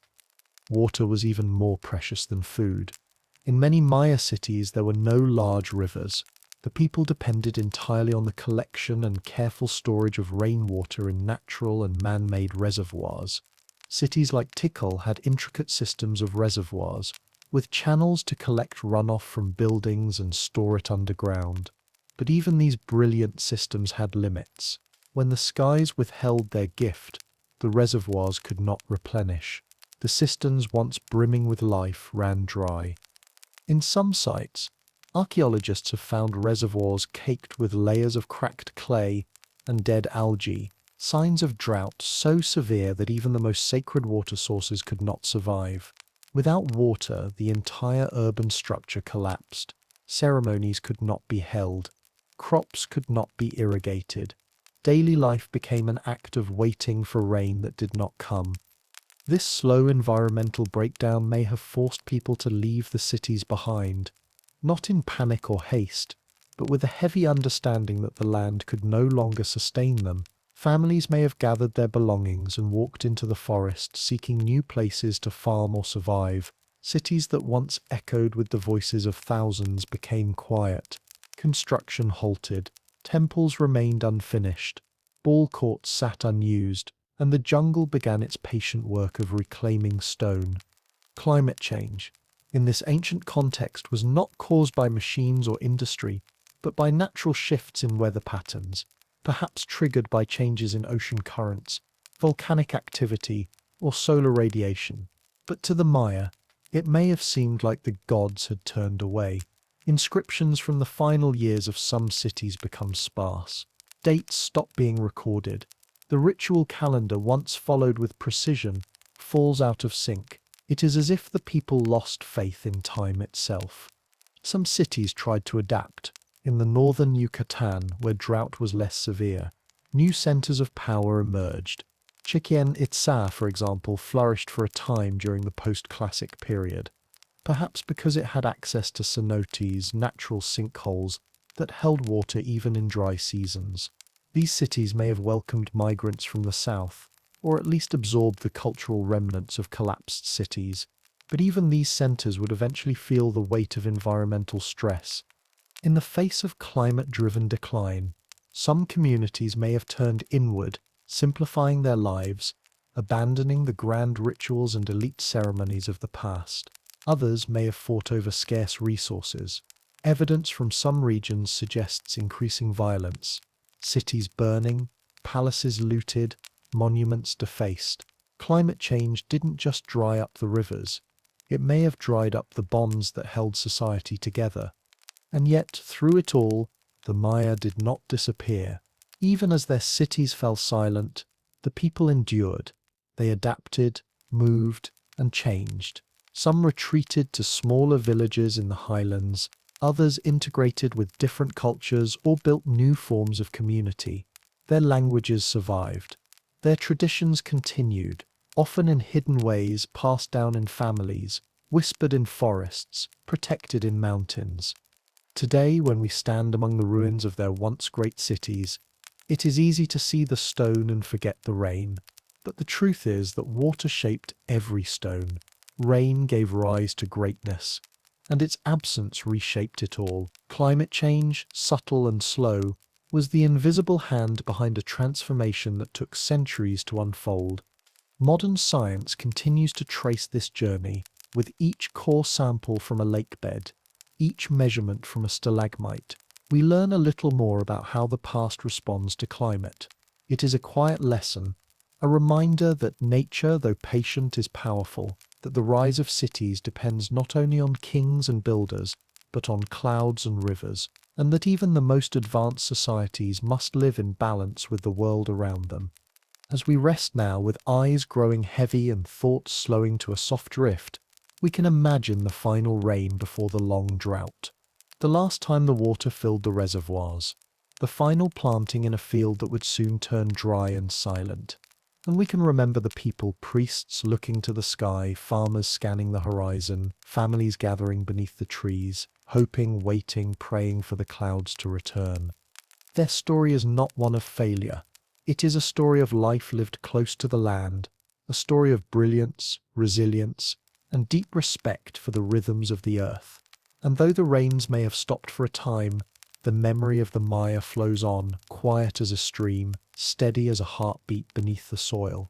In the ancient jungles of Mesoamerica, hidden beneath layers of thick vegetation and centuries of silence, the ruins of the Maya still stand. Grand pyramids stretch toward the sky, their steps worn smooth by time. Palaces and plazas lie open to the wind and sun, their stone surfaces cracked but enduring. For those who wander among them today, there is a sense of mystery, a whisper of lives once lived with order, beauty, and belief. But alongside the spiritual and scientific brilliance of the Maya world lies a darker thread woven into its history. It is the story of conflict, of ambition, and of war. During the Classic period, roughly from 250 to 900 CE, the Maya reached the height of their cultural power.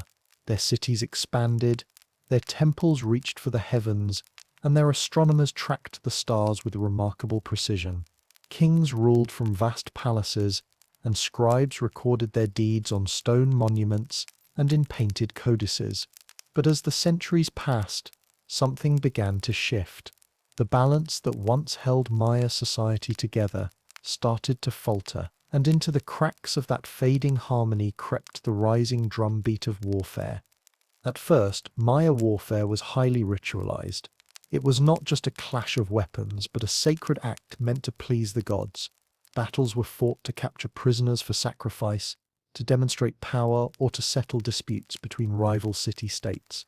Armies were often made up of noble warriors, and leaders fought not only for land but for divine favor. However, by the late Classic period, the nature of warfare began to change. The conflicts grew more intense, more destructive, and more frequent. Militarism rose across the Maya world like a tide. Cities that once coexisted in uneasy peace now turned against one another with growing aggression. The major city-states, Tikal, Calakmul, Karakol, and others, engaged in long, drawn-out rivalries. They formed alliances and then broke them. They fought over territory, trade routes, and even symbolic dominance. Inscriptions from this period tell stories of kings capturing enemy lords, of temples being burned, of entire cities being subdued.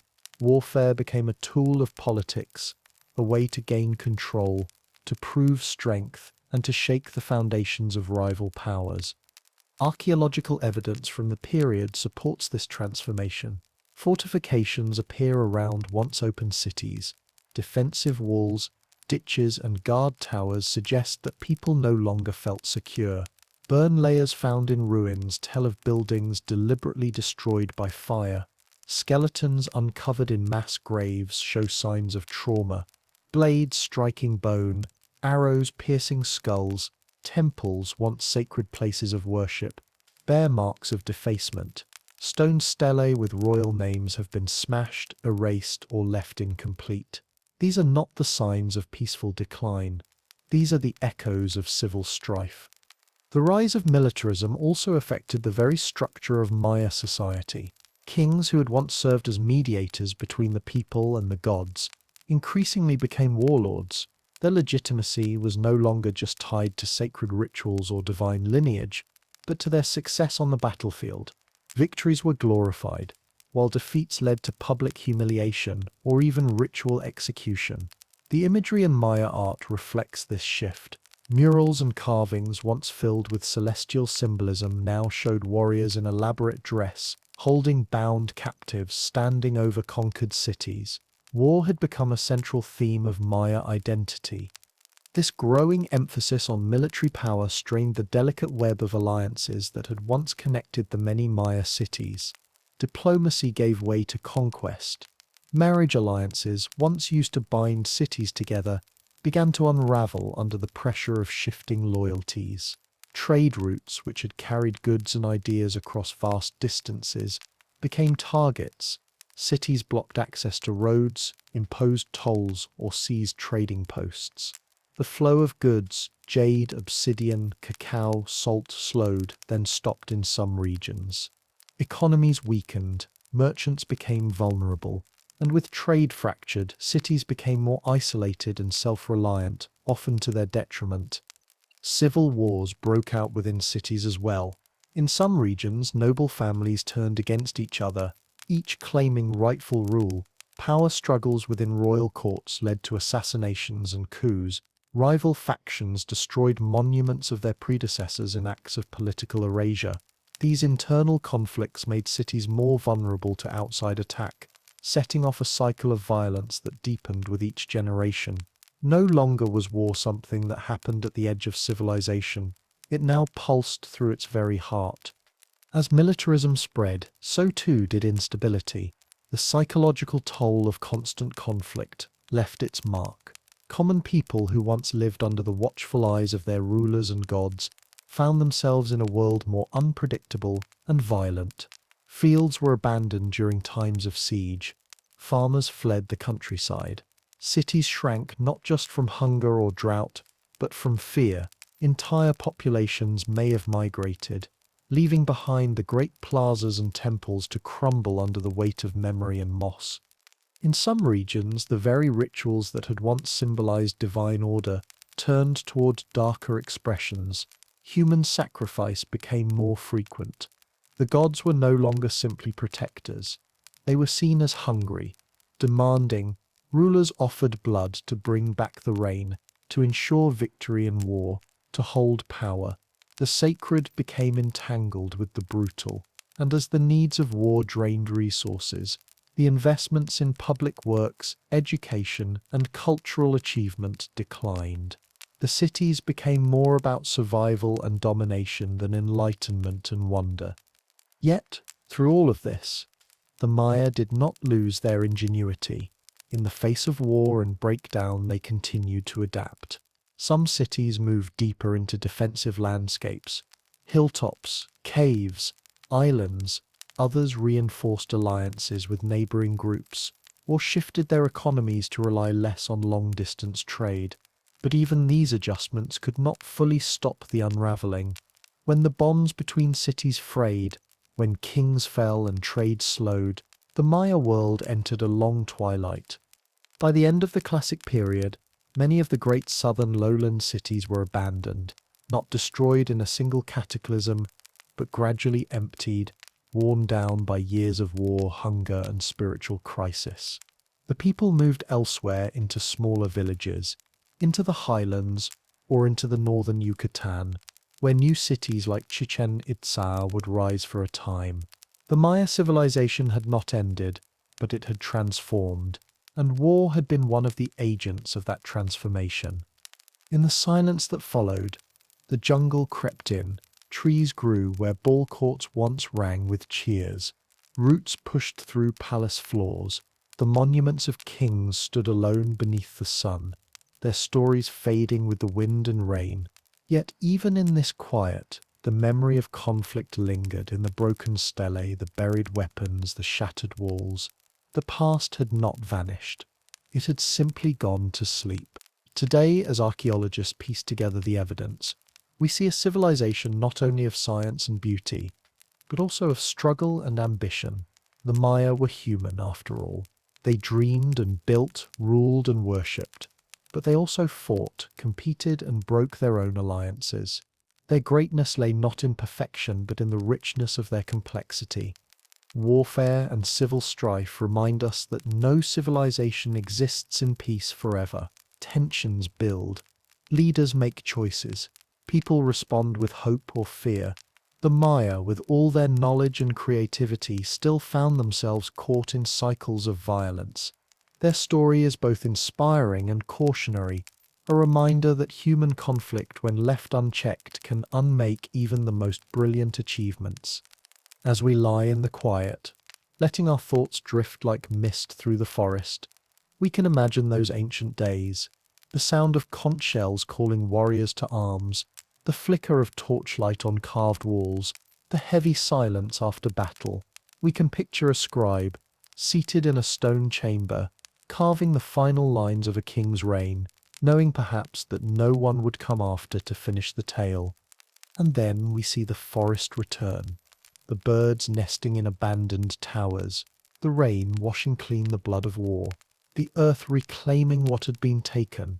Life begins again, not in palaces, but in the soft soil and the growing trees.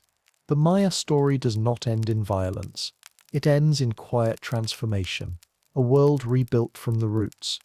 Even now, the Maya people live on. Their languages are spoken, their customs endure, and their stories of gods, of kings, of battles fought and lost, still whisper through the jungle night. In the heart of Central America, where thick jungles stretch beneath the wide sky and quiet rivers carve their way through mountains and plains, the spirit of the ancient Maya still lingers. Though the great cities they built have crumbled, and their stone monuments are now worn smooth by time and weather, the people have not vanished. The story of the Maya did not end with the collapse of their kingdoms or the fading of their temples.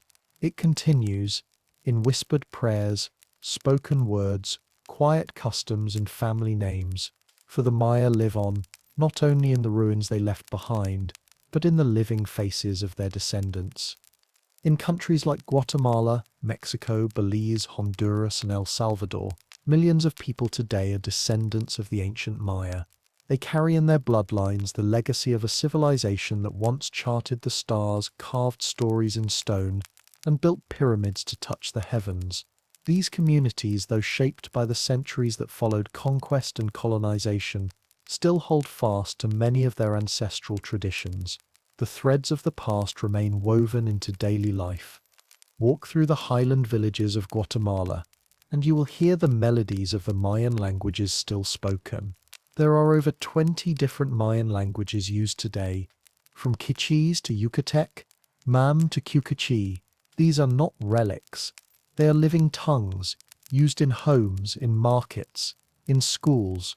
Through these languages, ancient ways of seeing the world are preserved, words that describe the land, the seasons, the gods, and the spirit of time remain active in thought and conversation.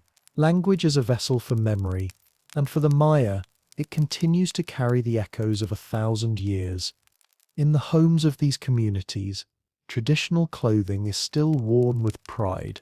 Women wrap themselves in colorful hubbles, woven garments that tell stories in thread. The patterns often reflect ancient symbols, passed down from mother to daughter, generation after generation. Each stitch is a quiet reminder of history. The colors, the designs, the rhythm of weaving, all echo with the culture of those who once stood before the pyramids. Spiritual traditions also survive, though sometimes hidden beneath the surface. The Maya believed in a universe layered with meaning, an upper world, a middle world, and an underworld, all filled with spirits and energies that moved with the cycles of nature. Though Catholicism spread across the region during colonial rule, many communities quietly blended it with their older beliefs. Today, it's not uncommon to find altars that hold both candles for saints and offerings to the old gods. Ceremonies are held in sacred caves or hilltops, places once used by ancient priests, where prayers are whispered in the old languages and incense rises to the sky. Architecture, too, still bears the fingerprints of Maya design. In the Yucatan Peninsula and parts of Chiapas and Guatemala, homes are often built with the same logic that guided ancient structures facing the sun, aligned with the seasons.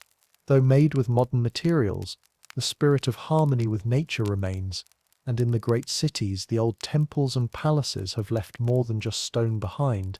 They've shaped the identity of entire regions. Tourists from around the world come to see the ruins of Chichen Itzá, Tikal, Palenque, and Uxmal. These cities, once centers of power and ritual, now serve as silent teachers of history. They attract those curious to know what came before, to stand where kings once stood, to climb the steps where priests once chanted to the gods. The Maya legacy brings together not just scholars and scientists, but artists, writers, and dreamers. The sight of a stepped pyramid against a golden sunset has inspired countless paintings, photographs, and stories. In popular culture, the Maya have been the subject of fascination, sometimes romanticized, sometimes misunderstood. Movies, books, video games, and documentaries have all drawn from the imagery of ancient temples and mysterious glyphs. The Maya calendar, with its long cycles and symbolic richness, once captivated the modern world when the year 2012 was interpreted by some as a predicted end of days. Though misunderstood, that moment brought attention to the incredible sophistication of Maya timekeeping and cosmology. It reminded people that the ancient Maya were not doomsayers but keen observers of time, mapping not just years but spiritual energy, destiny, and cosmic flow. Even in academia, the Maya continue to shape understanding. Their mathematical innovations, including the concept of zero, are now widely recognized. Their writing system, once thought indecipherable, has been partly decoded, offering insights into their politics, religion, and daily life. Universities and museums across the world now house departments dedicated to Mesoamerican studies, and many include Maya scholars who speak the language and descend from the very people they study. The past is no longer something distant. It is being reclaimed and retold by those whose ancestors once shaped it. Education programs in Central America now promote bilingual learning, where children are taught in both Spanish and their native Maya tongue. This effort is not only about communication, it is about preserving identity. Through these efforts, young Maya children are learning to read and write in the same languages their ancestors once carved into stone. In doing so, they become bridges between the ancient and the modern, carriers of legacy in a fast-changing world. Art and music have also become powerful expressions of Maya heritage. Traditional marimba music, folk songs in Maya languages, and ceremonial dances continue to be performed during festivals and holidays. Modern Maya artists blend old themes with new media, painting murals that tell stories of resistance, weaving textiles that reflect both tradition and innovation, and composing music that speaks of pride, survival, and hope. Perhaps one of the most powerful aspects of the Maya legacy is resilience. Despite centuries of oppression, forced conversions, land theft, and cultural erasure, the Maya people have held on. They have endured. They have continued to farm, to teach, to believe, to love.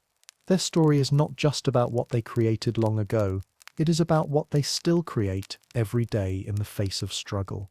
The Maya are not just a chapter in a history book, they are a living culture with a future. Today, Maya leaders advocate for land rights, environmental protection, and cultural preservation. They speak at international forums. They organize in their communities. They remind the world that the wisdom of the past still has much to teach us. That balance with nature, respect for time, and harmony within community are not ancient dreams but timeless truths. The world is beginning to listen. As the night deepens and silence gathers like mist over the jungle, imagine a small fire flickering in a highland village. Around it, elders tell stories in Quiche or Tzotzil, their voices steady, their words shaped by centuries. A child listens, her eyes wide, seeing in her mind the pyramids of old, the gods of maize and rain, The heroes of the Popol Vuh. That story passes from heart to heart, undiminished by time. It does not end with a fall. It continues with each breath, each prayer, each sunrise. The temples may crumble, but the people remain. The glyphs may fade, but the language lives. The gods may be renamed, but their presence is still felt in the wind, the rain, the stars. The Maya are here not just in books or ruins, but in voices, in footsteps, in dreams. And so, as you rest your eyes and drift into sleep, let the story of the Maya surround you. Imagine walking through a village at dawn, hearing the hum of morning prayers, the smell of corn and coffee in the air. Picture a mother braiding her daughter's hair with threads the color of the sun. Picture an old man tracing patterns in the soil, calling on the earth to remember. And far beyond, rising from the jungle, the temples still watch, silent, steady, timeless. The legacy of the Maya is not just in stone or history. It is in the human spirit. It is in resilience, beauty, knowledge, and belonging. A legacy not lost, but living, waiting for us to listen and to remember. When we hear stories about the ancient Maya, we are often met with mystery, dramatic headlines, bold documentaries, and Hollywood films have painted a picture of a once great civilization that vanished suddenly, swallowed by the jungle and time, as if the people disappeared in a single day. There is something captivating about that idea, a lost world, an ancient puzzle, a sudden silence. But like many things that capture the imagination, the truth is far more subtle, far more human, and far more enduring than the myths that surround it. For generations, people believed the Maya civilization came to an abrupt and total end. It was often said that their cities were abandoned overnight, their pyramids left to crumble, and their culture lost forever. But this idea, though repeated in classrooms and popular books, was not based on what the evidence truly shows. The Maya did not disappear in a single moment, and they were never truly gone. Their story is not one of vanishing, but of transformation. What we now understand is that the so-called collapse of the Maya refers mostly to the decline of the large southern lowland cities during the 8th and 9th centuries CE. Cities like Tikal, Copan, and Palenque experienced major population losses, halted construction, and political instability. But even as these centers faded, other Maya cities in the northern regions, such as Chichen Itzá and Uxmal, were growing and thriving. The Maya adapted to environmental pressures, social change, and internal conflict by shifting their centers of power and altering their ways of life. The civilization itself endured, though in new forms and different places. This misunderstanding of a sudden disappearance has roots in early archaeological assumptions, but it was also encouraged by dramatic storytelling in modern media. Films, television shows, and news articles have often preferred the idea of a lost civilization, frozen in time, buried under vines and mystery. It makes for a compelling story, a great puzzle waiting to be solved, but the reality is that the Maya never really left. Their descendants still live throughout Central America, and their culture has survived centuries of colonialism, oppression, and erasure. Hollywood has played a particularly strong role in shaping misconceptions about the Maya. One of the most famous examples was the widespread panic surrounding the year 2012. This was based on a misunderstanding of the Maya long count calendar. According to this ancient system, time was measured in great cycles, each lasting thousands of years. One such cycle was set to end on December 21st, 2012. But rather than seeing it as a prediction of apocalypse, the Maya saw the end of a cycle as a time of renewal and spiritual transition. It was not the end of the world, it was the end of one age and the beginning of another. Still, that didn't stop many from jumping to conclusions. Books were written, documentaries aired, and even big-budget films were produced, all suggesting that the Maya had predicted the end of the world. Ancient temples were turned into backdrops for doomsday prophecies.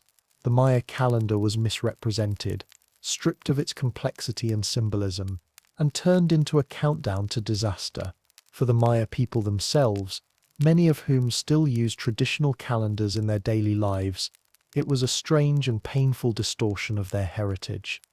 Another common myth is the idea that the Maya were a single empire, ruled by one mighty king or queen, similar to how ancient Egypt had pharaohs or how Rome had emperors. But the truth is much more decentralized and complex.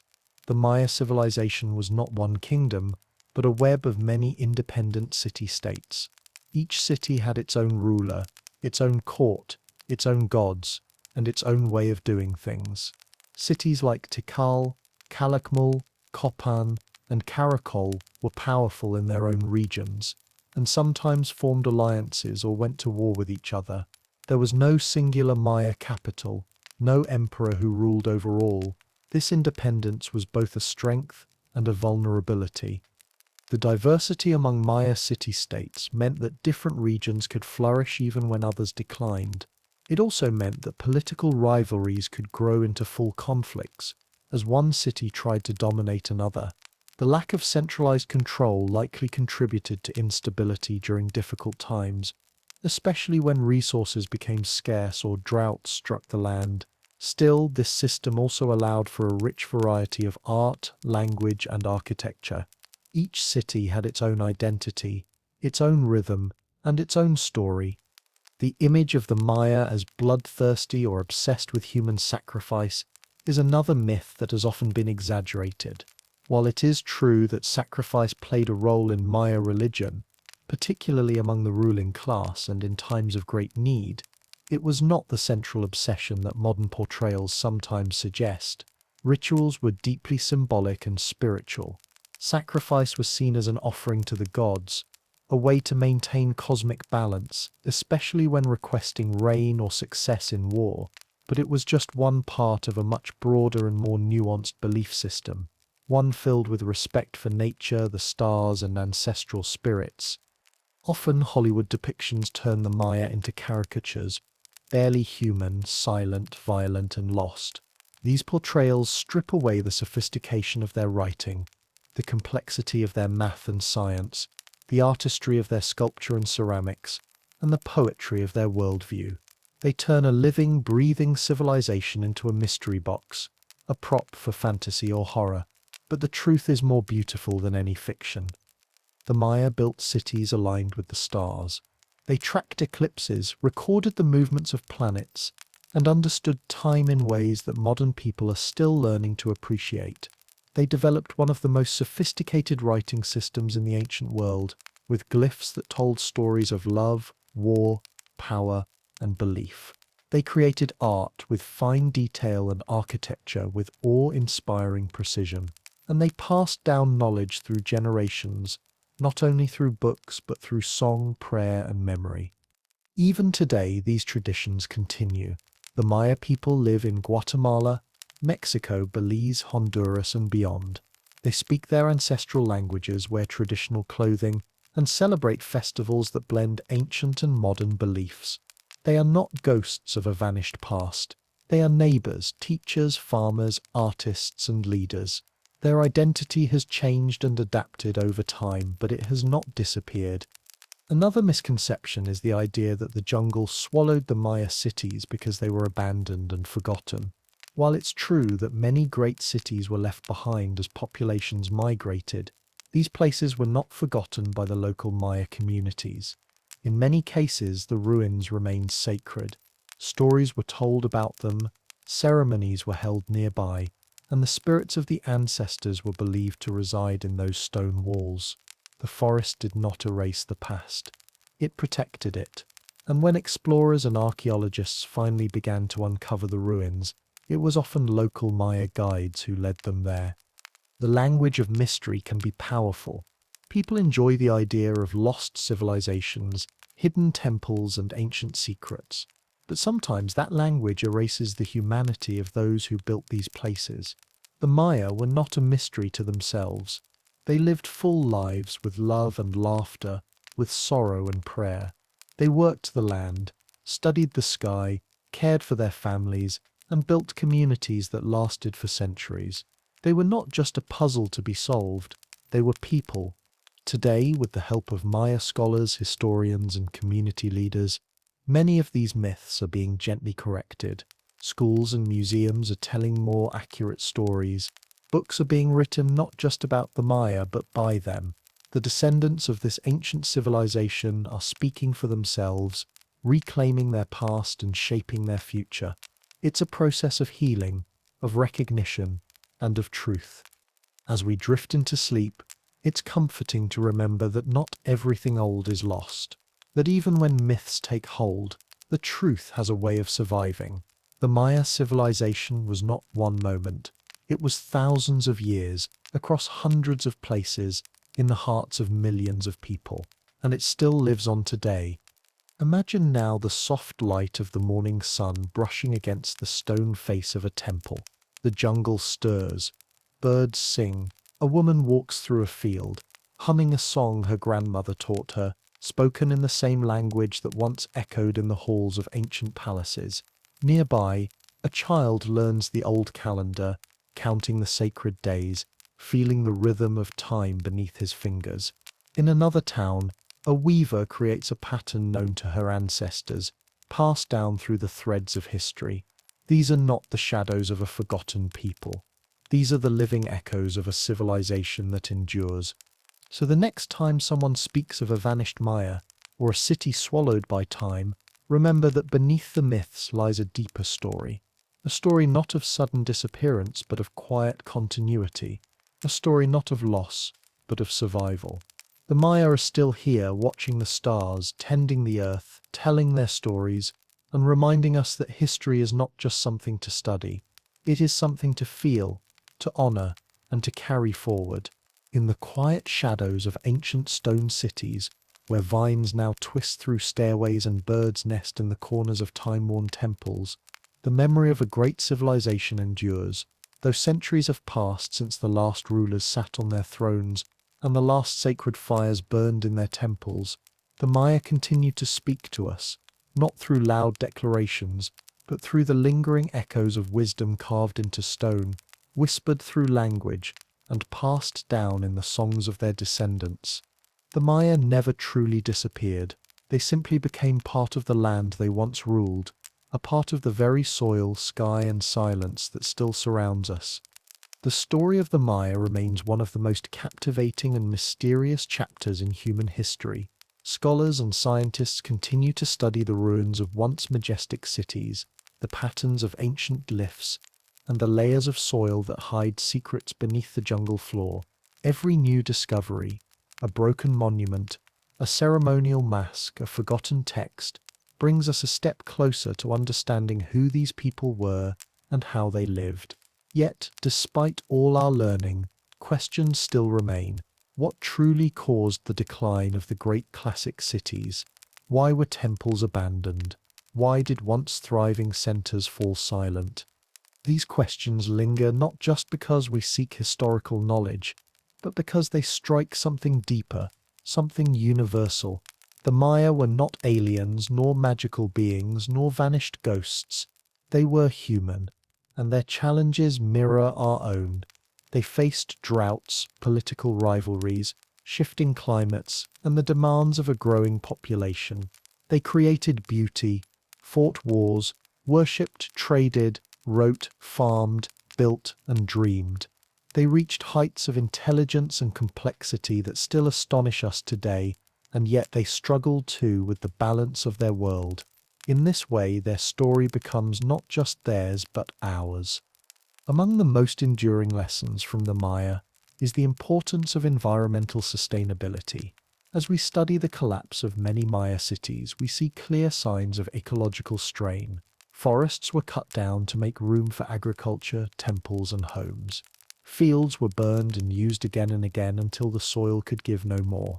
Water sources dried up, and with no rain to refill the reservoirs, even the most advanced systems could not provide enough to sustain growing populations. Droughts came, not once, but in cycles, and the earth, once generous, began to retreat. This environmental collapse didn't happen overnight. It unfolded slowly, over decades. People may have noticed the changes. Some surely tried to adapt, but as demands on the land grew and as political pressure mounted between rival city-states, the balance tipped. Cities were abandoned, not in panic, but through exhaustion. People moved on, hoping to start again elsewhere, and while the Great Pyramids remained behind, like bones of a once-living body, the civilization continued in smaller, quieter forms.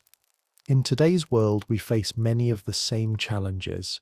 Forests still fall, water sources shrink, climate shifts in unpredictable ways, and just like the Maya, we must decide how to respond. Do we push forward blindly, or do we pause and listen to the lessons of the past? The Maya remind us that no society, however brilliant, is immune to the consequences of ignoring the land. Sustainability is not a new concept.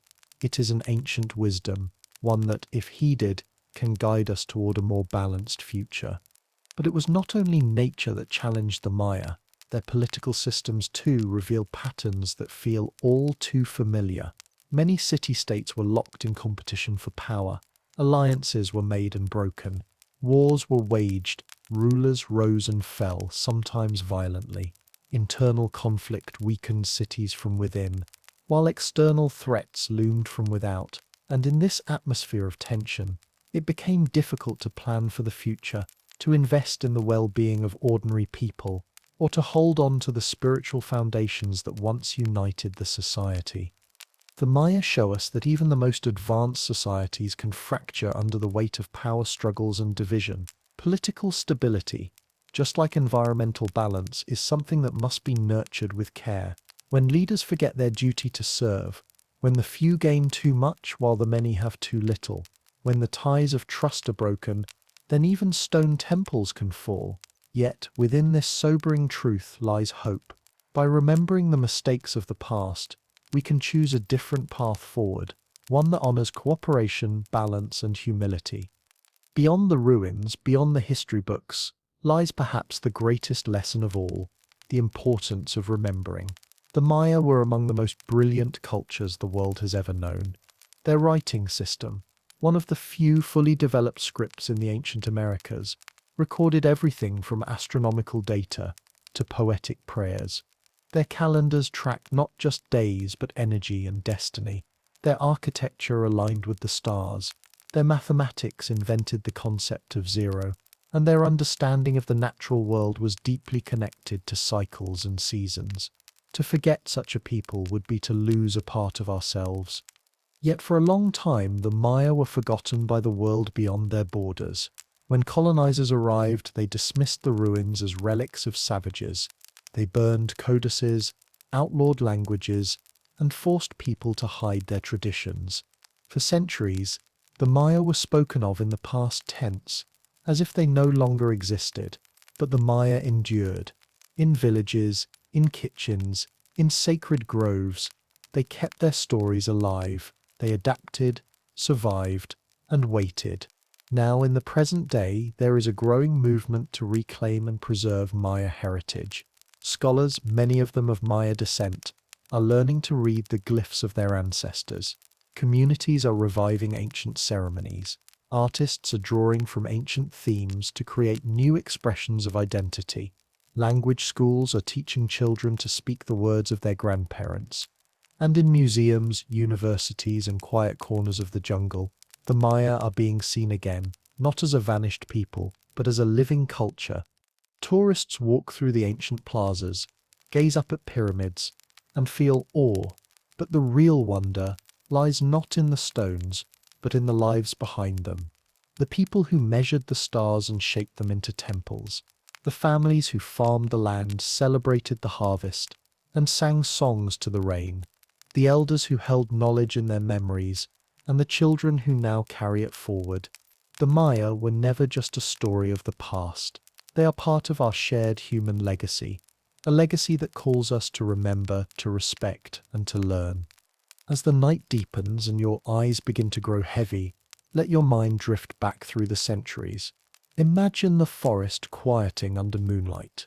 Picture a small Maya village where a fire glows softly in the center. A storyteller begins to speak, not in Spanish or English, but in a language older than any empire. Around the fire, children listen. The stars shimmer above, just as they did 1,000 years ago. Somewhere nearby, The great temples still stand, cradled by the jungle, their steps worn by time but not forgotten. In that peaceful place between waking and sleep, feel the presence of all those who came before, the builders, the dreamers, the thinkers, the farmers, the artists. Feel the quiet strength of a people who found meaning in time, in nature, in the spirit of community. Feel the heartbeat of history, slow and steady, reminding you that nothing is ever truly lost. The Maya are a civilization worth remembering not because they were perfect, but because they were profoundly human. They reached for the stars, shaped the earth, and tried to understand their place in the cosmos. And in doing so, they left behind more than stone. They left behind a message, a gentle whisper across time that says, respect the land, cherish your people, honor your past, and live in balance. This is not just their story. It is ours too.